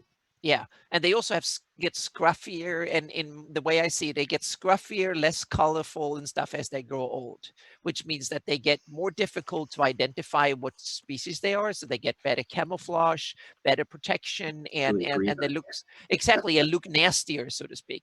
And it's really, so I have it. The great worms, it's damn difficult if you're not an expert at dragons. It might be hard to see what's coming at you in the heat of combat. You have to have good knowledge, but dragons themselves, they know each other almost by individuals, meaning they can smell and sense exactly who they're dealing with. But as a human or an adventurer, you have to study a lot to be able to tell. Young hatchlings are kind of easy, or younger ones, they are almost pure in their colors, but the old ones, they're kind of just scruffy and scarred and all that. But that's my take on them. So It's yeah. good. It's some great filling of the blanks, and Yeah. explaining the ecology. They had those ecology ofs. It's too bad. Oh yeah. Back in the day, could have written one for actual dragons. That would be Yeah. super. Would have and been super and cool. this one has a lot of cool things. There's All right, some things I don't like in it, but there's a hell of a lot of things I do like in it, I'm and it's gonna. a I'm gonna fantastic try way and to pick and locate that. choose from this one. I can really recommend it. And there's a lot of awesome art in it and sketches and stuff that you can use in your campaign. Definitely, will take a look for that one. Yep. Because I'm not averse to third edition books at all. So, I know of two Greyhawk dragons specifically names. Hmm. One is Estrella, who's in the Royal Opera House, Yeah. and Hmm. is in human form, and we've used her in multiple adventures. Yeah, and they Um, usually live in the shape changed into human Humans, or and they whatever. prefer. It Yeah. says here they Hmm. prefer human food. By the way, they're steel, deep blue gray, and they're steely Yes. highlights and turn steel Hmm. color. Yep. In color. And so once or twice a month, they leave their adopted cities and go into the wilderness to hunt for food. The other Greyhawk dragon I know is the new recent Circle of Eight member Theodane the elf. He has Ah. a companion, Hutton the Mosk, which is a Greyhawk dragon who likes to impersonate Theodane. And you don't know if you're talking in the circle meetings if it's Theodane or if it's Hutna Mask, and that's what happens when you have chaotic neutrals. They just do this kind of stuff, right? Hmm. So those are the two that I know specifically that are named um, in that. It's pretty cool. I like them a lot, and I almost forgot them in this discussion. And they're nasty. They prefer discourse over combat, though. So I've never actually had a Greyhawk dragon it. fight. You have to civilize Yes, dragon. absolutely, and it's unique to Greyhawk. I mean, they're specifically called Greyhawk dragons for a Hmm. reason, and that Yeah. was a great. Must be all the wizards. But Yeah, they seem to live in other cities, though. There's nothing in the description says that they only live in Greyhawk, but they no, seem to like urban culture centers absolutely with lots of humans and civilization and stuff. So yeah, right.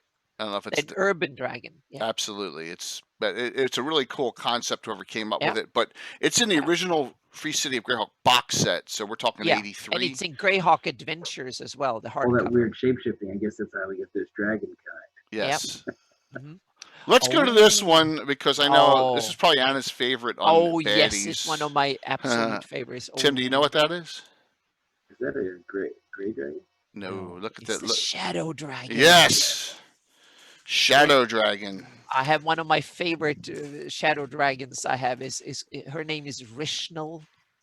Oh, and I've used her several times in my campaign. I have three shadow dragons in my campaign. Two I haven't named, What and kind of and breath weapon? Rishnal I've had a couple of times. She lived in the Temple of Elemental Evil after it was cleaned out. She kind of took possession of it a bit. Yep. And she lived there. And actually, the characters in my party, they managed to charm her. They got like one, if they rolled a 20 and they had a heightened charm monster spell, and I gave them like one chance, and they rolled natural 20, so they charmed her. So she stayed with them for a bit, and then she was confused and whatever. So that was kind of that was Rishnal. And then she got angry. So after the spell wore off, she gets so damn angry, and she wanted to come down and hunt them down. So they had to flee. But that Well, was I wouldn't mess with a fantastic. Shadow Dragon if it's Shadow Dragons can hide in shadows. They have Oh yeah. 20% magic resistance. They're Hmm. very to genius Yep. intelligence, and their breath weapon drains your hit dice. Hmm. Yep. That's what it does. So it's a kind of It a negative really, energy. I mean, it's yep. temporary, but still, it puts you in a world of hurt when you're fighting it. I think in later editions is not. It's like an evil cleric's harm person. It's not temporary. It's hit points. There goes the Yeah, it cat's opening the simply doors now. does straight damage out of the box, so to speak, and which means that it's almost impossible. You have to. It's almost impossible to have a resistance towards it, so to speak. So it's real nasty that way. It says it's cloud of darkness, 40 feet long, 30 feet wide, and 20 foot high. Yep. Yeah, it's a super nasty, and it really Readable throws. continual lights. Yeah, Yeah, but it has some clear weaknesses that I put in pure Yeah. daylight. It's much then it's out in broad daylight. It's much. it's You can't- it's yeah, kind of like a it's shade. It's in big exactly. It's trouble. it loses a lot of its power and get very weak and stuff out in pure daylight. But at night or twilight or early morning or some cave like or whatever, damn, it's not the one I want to.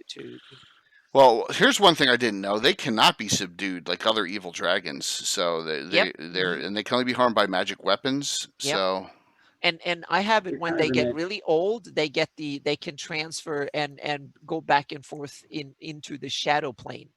So they become, it's almost like an earthroll ability. They can shadow walk naturally, so to speak. So they can veer in and out from the shadow plane and hunt and strike you from super any cool. shadow. It's Yep. super So cool. yep. I don't know who And came up with it, but it's a great concept. yeah, For and then I made them even worse. You remember my troll? And oh, your fiendish yeah. troll. Yes, yeah. This one needed some real bad bodyguards. Real and the abyssal trolls doesn't cut it. He needs something better. So in my campaign, he has a pair of abyssal shadow dragons. Oh, Yeah, great ones, big ones, really big ones, and they are so nasty that they protect Doraka and whatever. So if you go after Ayus, you have to get them too, and they are not easy to. or you have to distract them with things. Yes, exactly. You have to distract them. Yep, and that's You don't wanna literally do what it. I wanted my characters to do. The players to take their characters do, but they didn't fall for it. Thankfully for them, they tried to, but they were so spooked that they were like, no, I'm not getting after that. So yeah. so so this next one is kind of an anomaly. Oh Let's just talk yes. about what is it really? The dragon turtle? Is it an abomination? Is it No, I just see a it as a true dragon okay? because it had age. It has age levels. It lost its wings though, but it has certain magical abilities and a breath weapon It's got the head and of an Oriental dragon It's an or yeah. a ancient But Chinese that's dragon. dragon. that I see that It's as an art ancient Okay. bullshit. There's Okay. some really good ones, and if you take later editions, there's some really good art. Or Okay. if you ever saw the Avatar: The Last Airbender, the cartoon series, Ah, he yeah. gets his last. All right, Jay's looking like a deer in the headlights. Hey, he speaks to a very, very ancient dragon turtle that gives him Yeah. the wisdom he has to defeat the evil Fire Lord without having to kill him. Okay. Okay. Yeah, and I think that Thunder Bay has a good point when it's a good alternative to a kraken. I totally agree. It's one of these huge monsters that sea monsters that can make it's very very interesting. Well, there's dragon turtles in the near deep, right? Mhm. That according to legend there's and a couple of them and then I have to figure out why the hell is there lots of them and they're taking over the ocean. And one of the things for me is that I took up on the thing that they're very very solitary, meaning they only they have huge habitats and they only tolerate others if they're their offspring that are young, meaning they're just coming up, or they during mating season that lasts once a century or so, they might like tolerate another one of the So opposite they'll fight each gender. other. Yeah.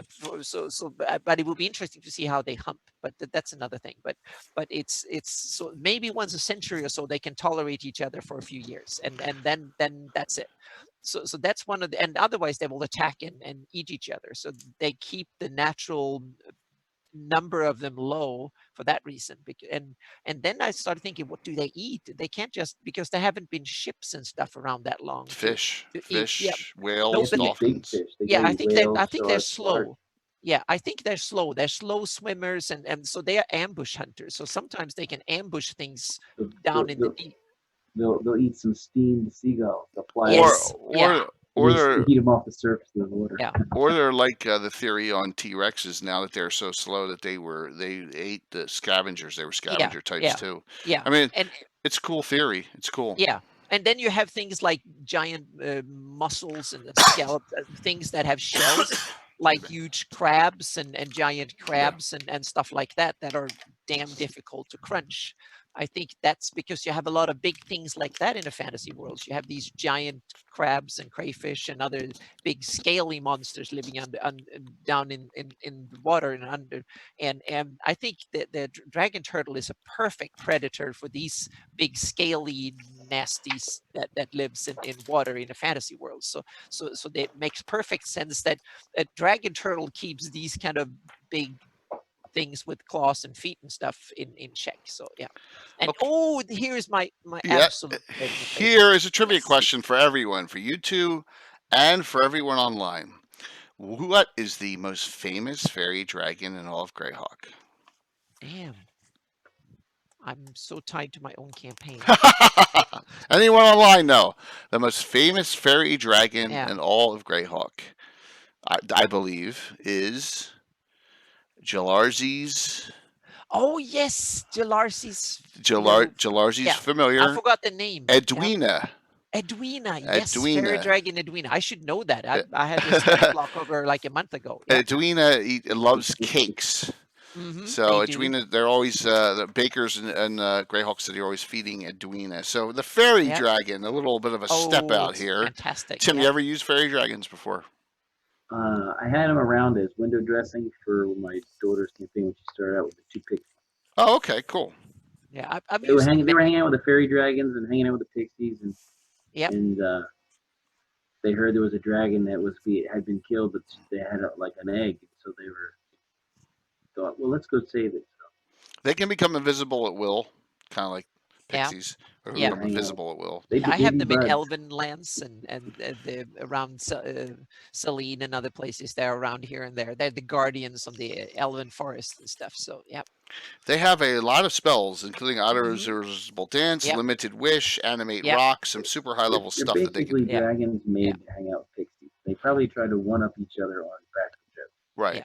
right. But they make And a they very have a good familiar. yeah, and they have a wonderful little breath weapon, the confusion gas thing and stuff. They kind of it's so good. They're fantastic. Yeah. Well, I mean, pseudo dragons are the original cool. Yeah. Oh yeah, pseudo dragons are better. I try to. I had one of my players character had a fairy dragon as familiar, and I realized very quickly that was too powerful. I know they They say are Edwina is. powerful. I know they say can't Edwina is a match. pseudo dragon. It's a conflict on whether it's a fairy or I believe it's a Fairy fairy. dragons Yeah. are very. To me, they Yeah. can be It's a good point, companions Dorgrim. rather than yeah. Well, does it have butterfly wings?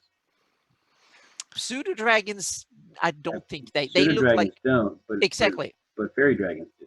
Yes. Yeah, every And one of pseudo Edwina dragons has are wings. slightly bigger. Fairy Yeah. dragons are like this small one, only like a foot or two. Good point, though. And pseudo dragons are maybe 2-3 feet. So Pseudo they're dragons have a sting. The sting yes, they have a sting, and they're like real dragons with real dragon wings and stuff, Right. just They have miniatures. chameleon powers, and they're never Yeah. It's a surprised. close call Yeah. between, but it's Sensei has the one because my dad didn't want me to have a Quasit.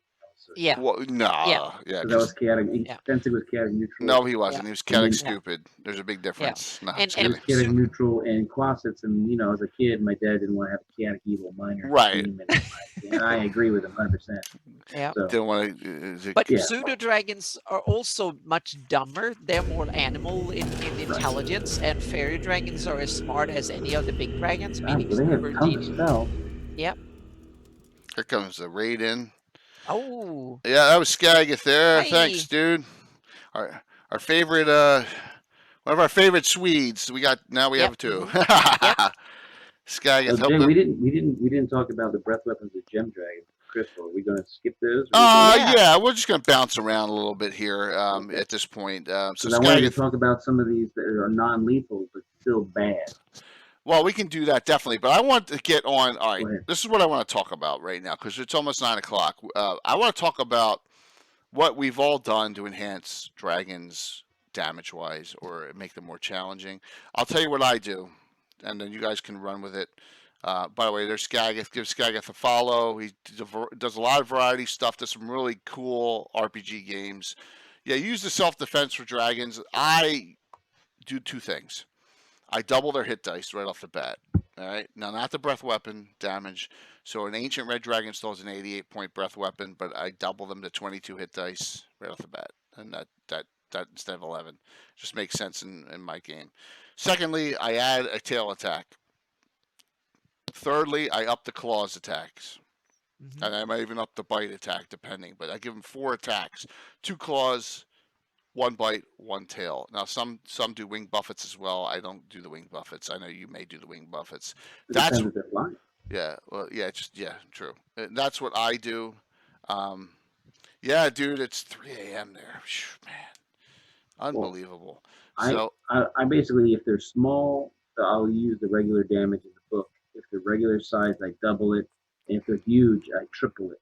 So instead of doing like, if they had a 1 to 4 claw attack, it'd be 3 to 12 for the large. see, I even do that in the smalls. I just think 1 to 4 is just ridiculous for a dragon claw. I just do. I just think that's that a hobgoblin with a longsword If does you more. think an average human in D&D has 1 to 6 hit points. Yeah, I know. I know. Well, the very problem with the way it's set up is that yeah. they have base damage starting as soon as their lowest age, and that damage doesn't change. It's not on a scale, which really it should be on a scale, which is why I like those dragons. From True Dragon dragon. number Where is that 50. from? Dragon 50. Number 50. Oh, Dragon 50. Now I have to open that one. True Dragons. I don't even have that one out.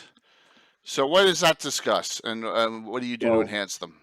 Well, enhance them, but it's a totally different paradigm. Where basically, when they're born, every year they live, they grow so many inches, and so they basically are going up a hit die every 10 years. So they start out as 1 hit die, and they go up a hit die every 10 years, up to 100, up to 90. Then they're at 90 hit dice. No, go up to 90 years old, then they're Oh. at 10 hit die, and then it's 100 every 100 years they go up. So they cap out at 14 hit die. They start at armor class 7, but they end up -6 at certain levels. Starting hit die 6, the +1 or better weapons to hit, and it gets worse. Their movement rates get faster. Their claws, I think their claws are kind of attacks are wimpy, so I use the same rule: huge, small, huge, regular, small. Chances of sleeping, but they also have all sorts of things where the color and the breath weapon have nothing to do with each other. So you don't know. You can't go, oh, it's orange. It's going to do this. Yep. You don't know. And their list of breath weapons is nasty. It has the basic ones, and of course the number of breath weapons per day. Sometimes some of them have 2 breath weapons. Yep. The NPC dragon has cloud kill as its breath. Mm-hmm. And so the older it gets, the size and breadth and length of the cone changes based. It's on a sliding scale based on their age and size hit die. Yep. So it starts out smaller, gets bigger.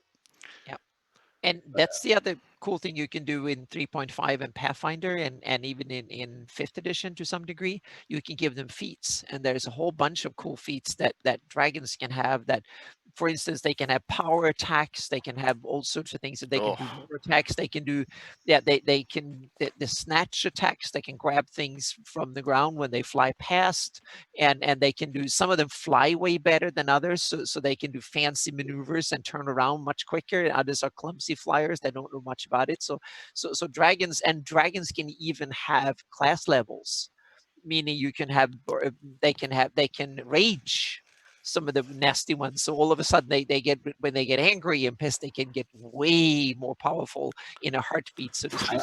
I also modify the breath weapon too, where it's 3 times their hit points. Mm-hmm. Like for the Monster Manual, 3 times their hit points in breath per day. Yeah. So if they want to shoot their wad all in one gut wrenching, Mhm. let it all out. Yep. They could do Yep. triple their hit points in one breath instant. Yep. Mhm. Or if they want to burn the village down, they can pump out little 10 hit pointers here and there. Yep. Yep. That's Burn the one way of doing village. it. Yep. You know, because I mean, who hasn't seen it? How does a dragon, if it breathes 3 times a day, how does it go and burn the village down? Mhm. Yep. So, you know, it can let out a couple hit points here and there on the small ones and save Yep. up for. Mhm. So Yep. I like to do that. Yeah. I You put That makes this them up way more dangerous. just real quick. I put that up for Skagit. So hey, our adventure group on Thursday night, Skagit, you don't has a monk in it. It's one of Mark's characters. I just wanted to tell you that. So Oh, cool. because I know he Yeah. hates monks so bad, he put a nice monk joke in I there. like the Dragon magazine version of Monk. Oh, well, that's what we Oh. tend to use Mhm. too as well. I agree Yeah. 100%. So yeah. So here we all have done stuff to enhance them because they need to be enhanced. I like to lower the armor class too, based on age and based on intelligence and based on like you know, because armor class is the ability to avoid getting hit, right? So you learn tricks and all. You may have some, you know, the smog thing where you have your gems all over you or whatever. So there's ways of doing that too. There's ways of increasing that, giving them more spell ability. You know, there's so many things you can do differently. And making them go out and be the predator too, because if they know the party's around because they can smell you, and they know that, oh, you're going in that dungeon over there, maybe they'll just hang out outside waiting for you to come out wounded, Mhm. struggling Oh to yeah. carry all the Yep. gold Mhm. because he can't fit in there. He'll just wait till you Yep. come out and then take all your stuff. Right. Mhm. Absolutely. Yep. So But you don't mind if I take this, do you? No. Right. here, And all, yeah. go ahead. Here's I was just going. Oh, go on. go ahead, Anna. No, go ahead. Go ahead. Okay, I was just saying that I think I totally agree with him. And if a big mighty dragon might simply block the entry, just put like a huge block so the characters can't get out, and then they will not die. They go in and pick out the If they can fit in there. exactly, or they yeah, if they can shape change, they can go in and do it afterwards. But so I don't think dragons, a fair fight for them is when they can be sure they can kill something without getting too injured, so to speak. So they will and most of dragon fights I've had, they just kill one or two players and then they've been off, so to speak, or characters, and then they've been off. They haven't. It's only they only fight to the bitter end if they're cornered, and then they've done a grave mistake, so to speak. But normally they tend to wipe out one and snatch one player, one character, and or simply wipe out one or two, and or do a random strafing by with a breath weapon, and they'll be gone, so to speak. So it's only rarely if they feel like they really have the numbers on their side, then they will be all in, so to speak. And they often have friends too, or allies or henchmen or something that can lure you in. So yeah. Definitely. I tend to think dragons are generally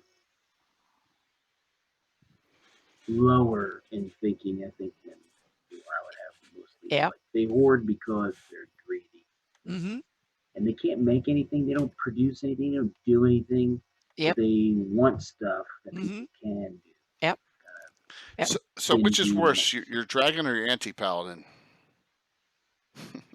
well, A dragon is worse than almost anything. The really powerful ones, and the only thing that I see in my campaign that can really stop them is the good ones, and that's one of the main reasons that there aren't red dragons ruling basically everything. Is because the good dragons are individually they're way more powerful Yeah. than or as powerful because they have more magic abilities and stuff, but they also more restrained. They just don't go on a killing spree like that. But so a lot of nations, it's a bit like having nukes in the real world. It's the ultimate weapon. So every ruler wants to have a dragon or two on their side that they can have an agreement with. Like in my campaign, you have Celine has a protector, and that they have a protector that is.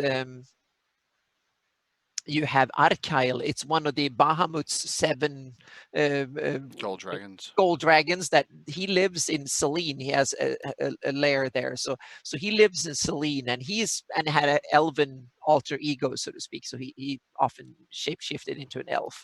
And he is one of the guardians of Selene, of the elves. Is his lair on your map?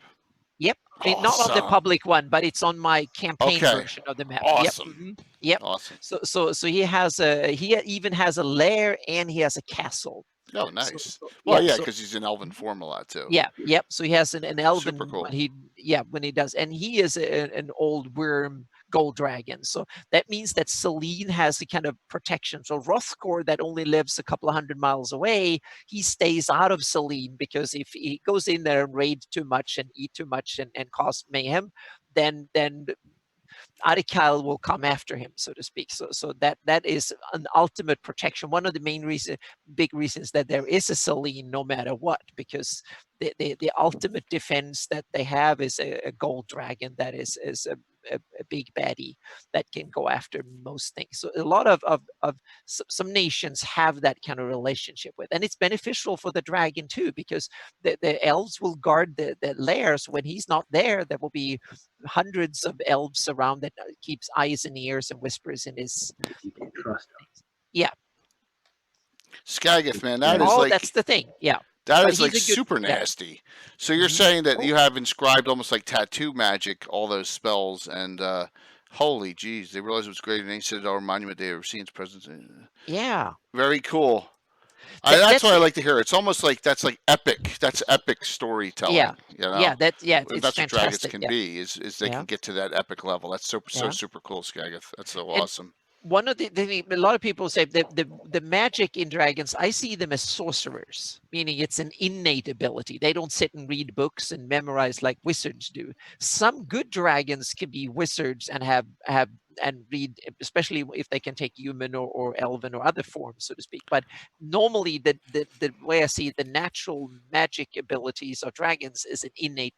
They've learned it through talent, so to speak. So they can. Yeah. We never went the sorcerer route at all. Yeah, I did, because they don't read books, like Yeah, even like black dragons and stuff. They don't sit and read books in their lairs or whatever scrolls. They learn it by watching it and learning it from their parents and stuff when they're young And the ones. smarter metallic ones, the good ones would be like some of their hoard would be knowledge and stuff Yeah, anyway, since they're higher exactly. creatures. They're not like Yep. Yeah, and they're much more cultural in my view. The metallic dragons are gold, silver, especially, are way more refined and cultured and stuff. So they will have a library in their lair and they can sit and read and stuff. So they learn spells the wizardly way too. But most even red ones and so on, they're just simply the brute seat of the pants kind of sorcery magic. So they don't sit and hoard. They can probably the really nasty one, old one, they can probably read a scroll or something or sense it somehow, but it's basically seat of the pants.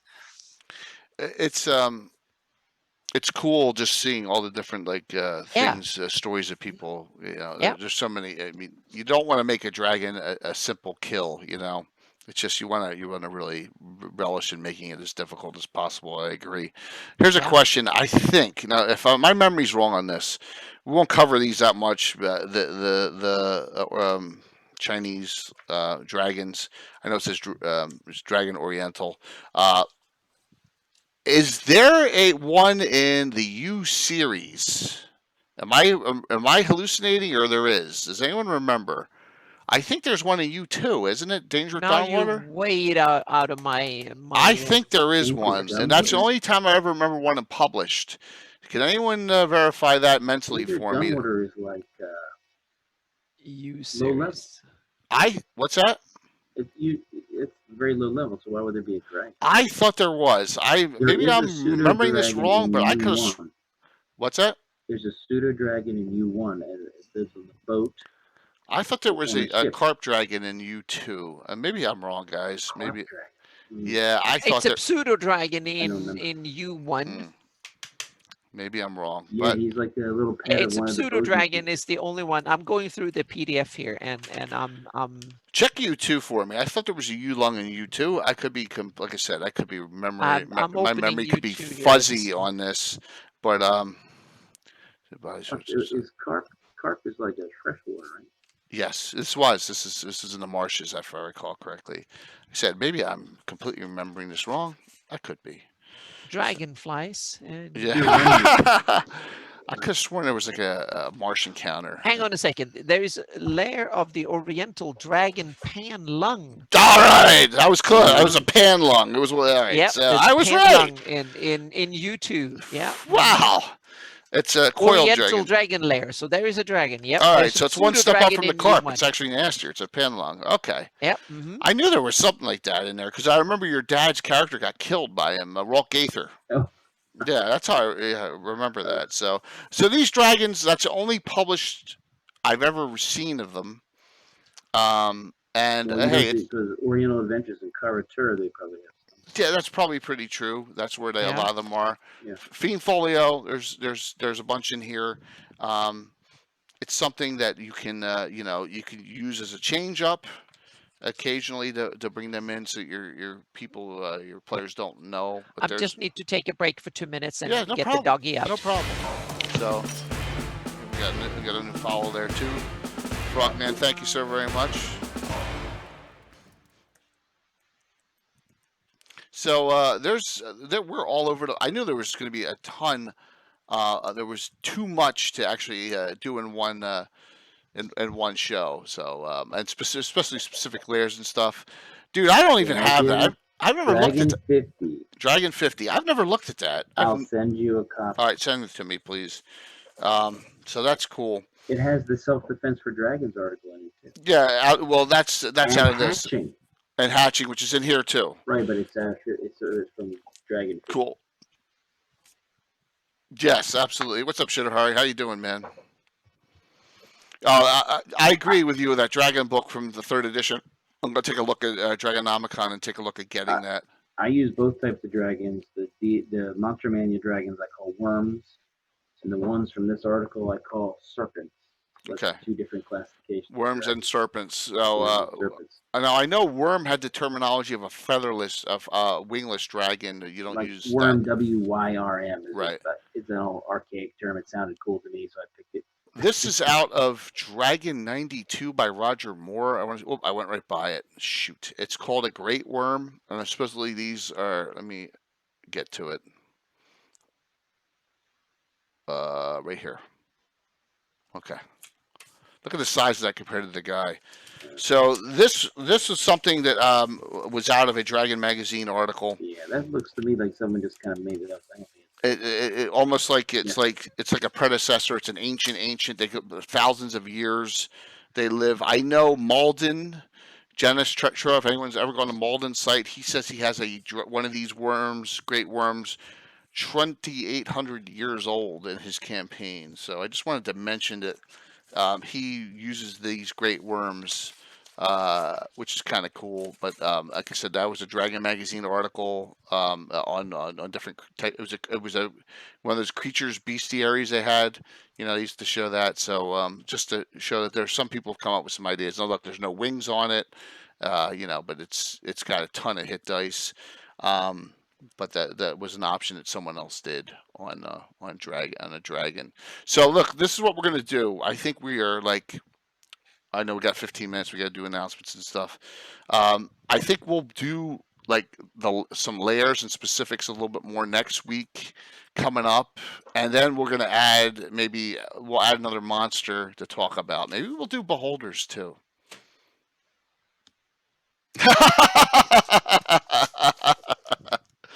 Good, do dragons and do some beholder talk or something like that.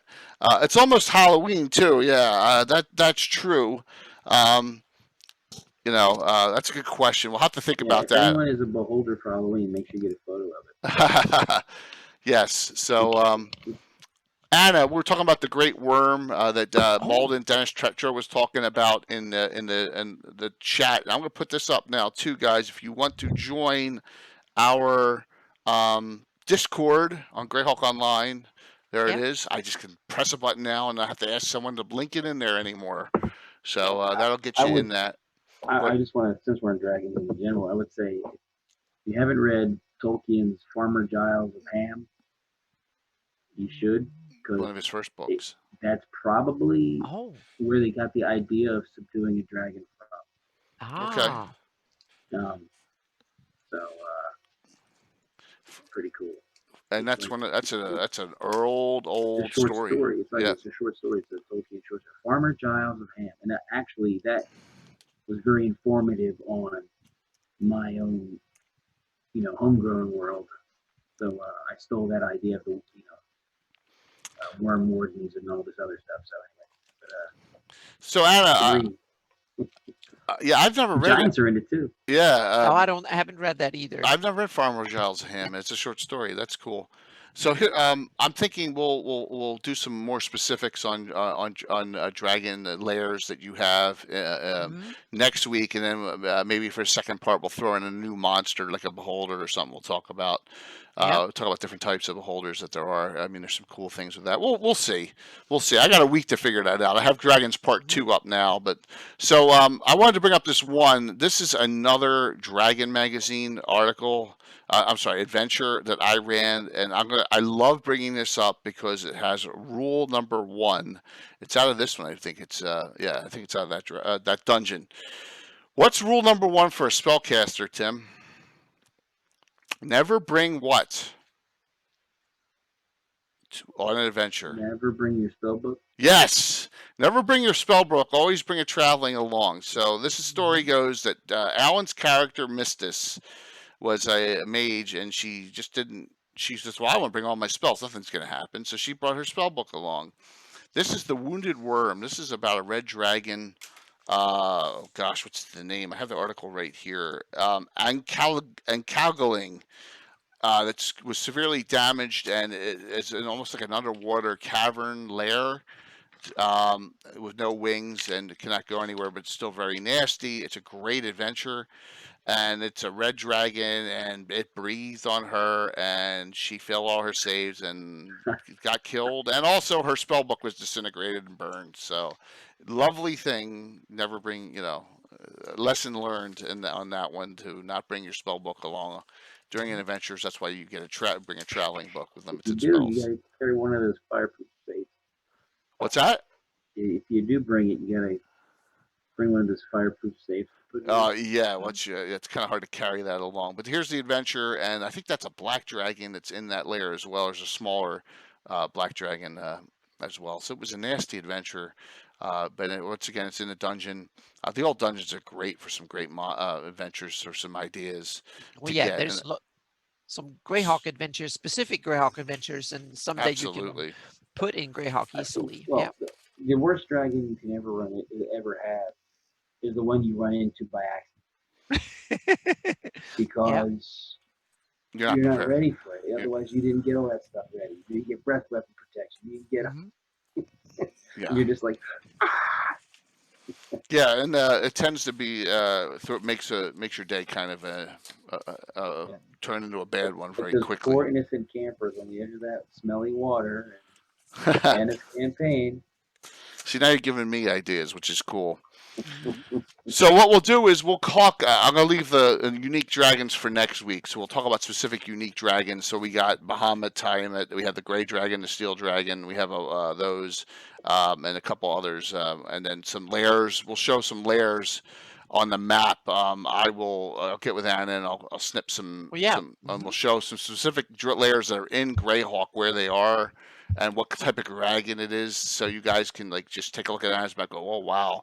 And then maybe I can even get Anna to show some of hers on her special campaign map, and we'll get up and we'll show some of those. Like, I'm really interested to see where the Selenian dragon is, and where because the green dragon in the Welkwood's on the main map. Which is unnamed cool. Though, or maybe I put the name in there because I think I came up with the name. I don't think the name is canon or from the sources. So. Hey Stella, how you doing? Good to see you. So I think that would be a good discussion point. And then time permitting, maybe we'll go out into something a little bit more. Crystal dragons are real good with me. What's it? Too. It's it would be a fun one to talk about. So oh gosh, I don't have a shout out for you, Stella. I'm sorry. I should get you one shout out too. Hopefully everything's going well with you. Let's see. This guy got to squeeze this module, group of adventures, saw in the skies high above the dragon.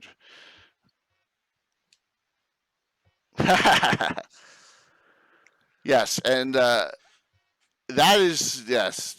You can have a very bad day just walking around in a D&D campaign, look out high in the sky and see something with wings flying. I mean, even if it's a wyvern, it's kind of kind of a nasty thing. There's a lot of bad things flying in the air in the D&D world, no matter if you're Greyhawk, Forgotten Realms, or wherever. But in Greyhawk, it could be almost anything. It could be a rock, even, right? So a lot of nasty things. It could be scattering's the best bet if you don't know what kind of dragon you're coming up against. And in my campaign and in Tim's, we don't like just throwing out. We like to mix it up with a lot of weird colors. Like I love purple. Purple's one of my favorite. I know Tim loves yellow and orange, and and then some of the other. Occasionally, I've thrown in shadow dragons multiple times. They are really, really nasty to use. And we didn't even talk about Mr. Cloud dragons yet. There's a couple other ones we need to discuss too, which we can discuss them next week as well. We'll stretch this out into two-parter, definitely. So there's some fun things. That's why I love my dragons. If you look on there, I have a little small purple. I mean, who makes it? There's a purple. I got a mix of different colors, but the figures they're not really. The newer figures that are coming out are a much better scale. So, and I know Reaper's coming out with a bunch of them. So I mean these like I said, these WizKid ones that Bill painted up are pretty good size wise too, scale wise. There they are. They're very decent on scale. So that's about the right scale in 28 millimeter. What? Ooh. Wow. What is that made of? It sounds like it's made of cast iron almost. Yeah, I've seen that one. Wow. I've seen very similar one. Yep. It's almost got an alligator head to it. Yes, a crocodilian kind of. Oh, it looks so cool. Yep. Awesome. My black. Mm-hmm. And then I have this one. This is an old one. Oh, wow. A snaky one. So you got some cool stuff there, man. He's got some Yep. stuff he keeps in hiding. Mm-hmm. This was my uncle, but it was a green dragon. Because he's green. So shit at heart. That's DM Marco's job to do tomorrow night is scare the crap out of Jeff Jacob Jansen and his group. So Slap is on tomorrow night. So why don't we hit up some shout outs here. So let's start with Anna. What do you got going on? I'm working on the 576 map. The Bandit Kingdoms, Pale and Tan area, and there's a lot of things that I need to change and put in that map, and it's kind of just one of there's so many interesting new facts that now when I'm reading through the sources again that I read like 15 years ago, and now with 15 years of more experience on Greyhawk, I found a lot of stuff that I need to tweak a little bit, and it's super, super interesting. So that one is coming in shape, and now I'm going to do it. I'm going to go and see Len LaKafka in when I get back home from you said it. I haven't said it this episode. Exactly. You haven't said it. It was my chance to say it. So yep. So I'm going to go over there and we're going to discuss some cool stuff. I'm going to show him my progress on the Lendor Isles. And see if I can. He will have to correct me, and then I can start wrapping that up and put texture and stuff on it. So that's the other. But the main push right now is to get the 576 map to move forward, because it's a hell of a lot. It's a big beast to redo it, but it's so much fun. Yep. Excellent. So I want to, with Brian's permission, Anna did something for me for this, and from this point on, you're going to see it all over the place because we're gonna get this out. I'm gonna get this out 2 months early. So here, let me just put this up real quick, and it's our new Order of Ulick logo. There we go. Okay. Look at that. I had it. It has the big 4-0 and Greyhawk script on it. So our 40th year of the campaign starting in January, and I'm ahead of the game. I know, but I want to get this out here. You're gonna see it. 2 months, Jay. Your shirt's going to be out of date. Yeah. I need a new shirt. Yeah. The one thing, I've already ordered new cards with my new logo on it for PAX Unplugged. I got a banner coming. I got even some new mouse pads for Gen Con. I'm sorry, GabbyCon. But that's our new logo. Anna did a little bit of editing for us. Thank you so very much. But you're welcome. There's the 40th. Yes, 40 years. 40 years in the campaign. We feel really old now.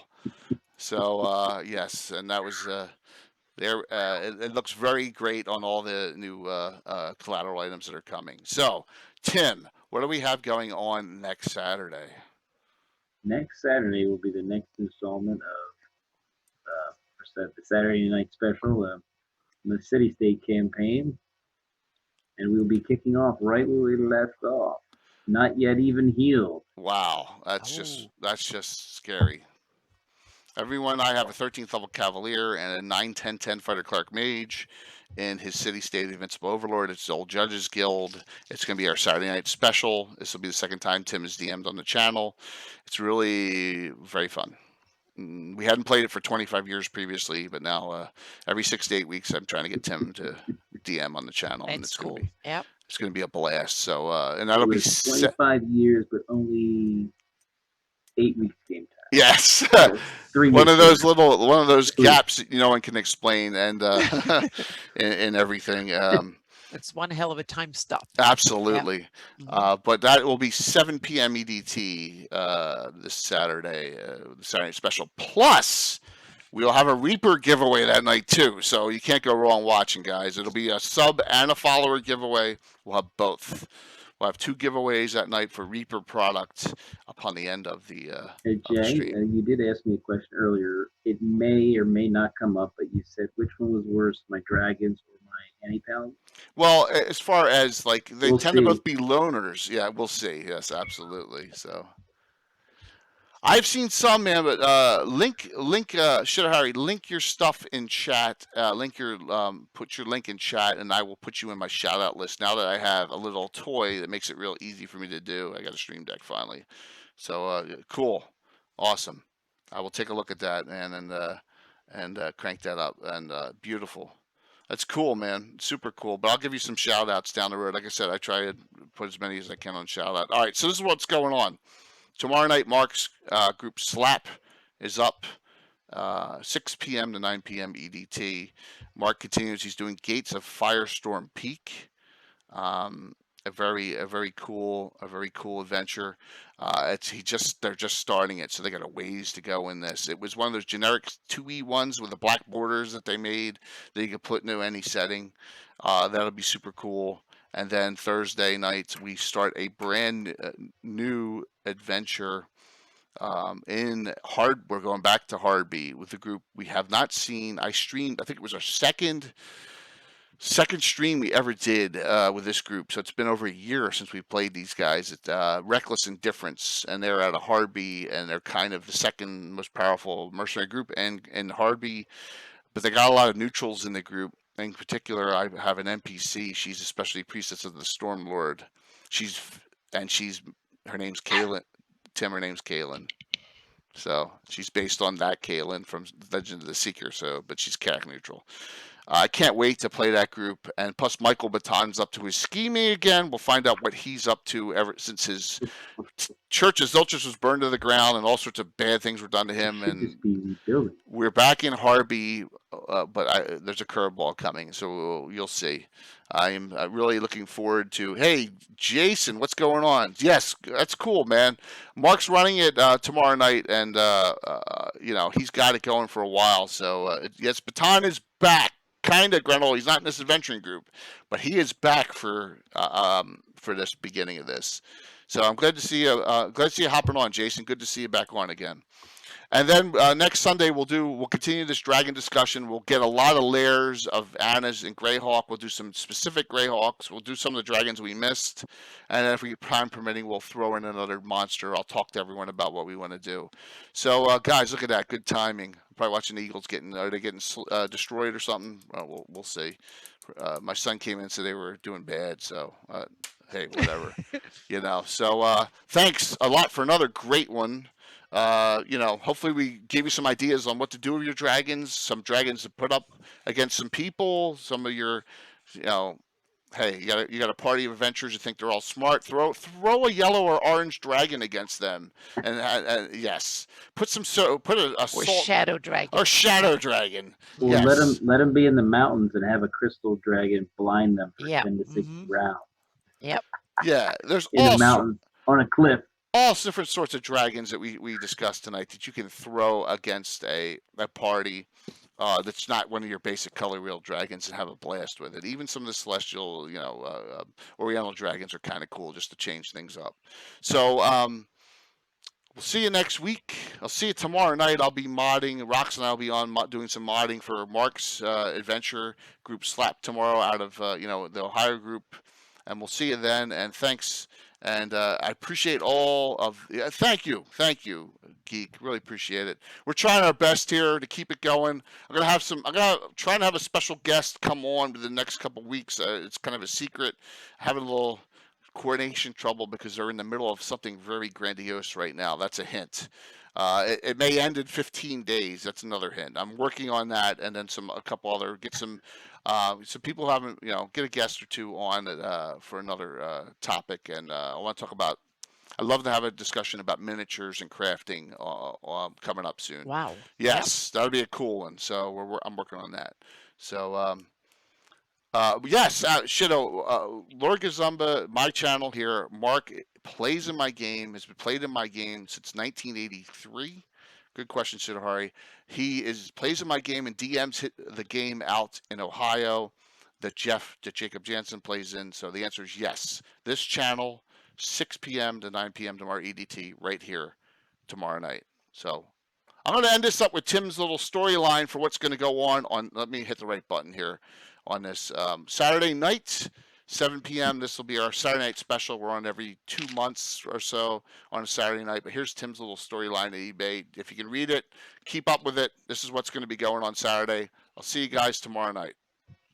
All tomorrow night. Have a good one, guys.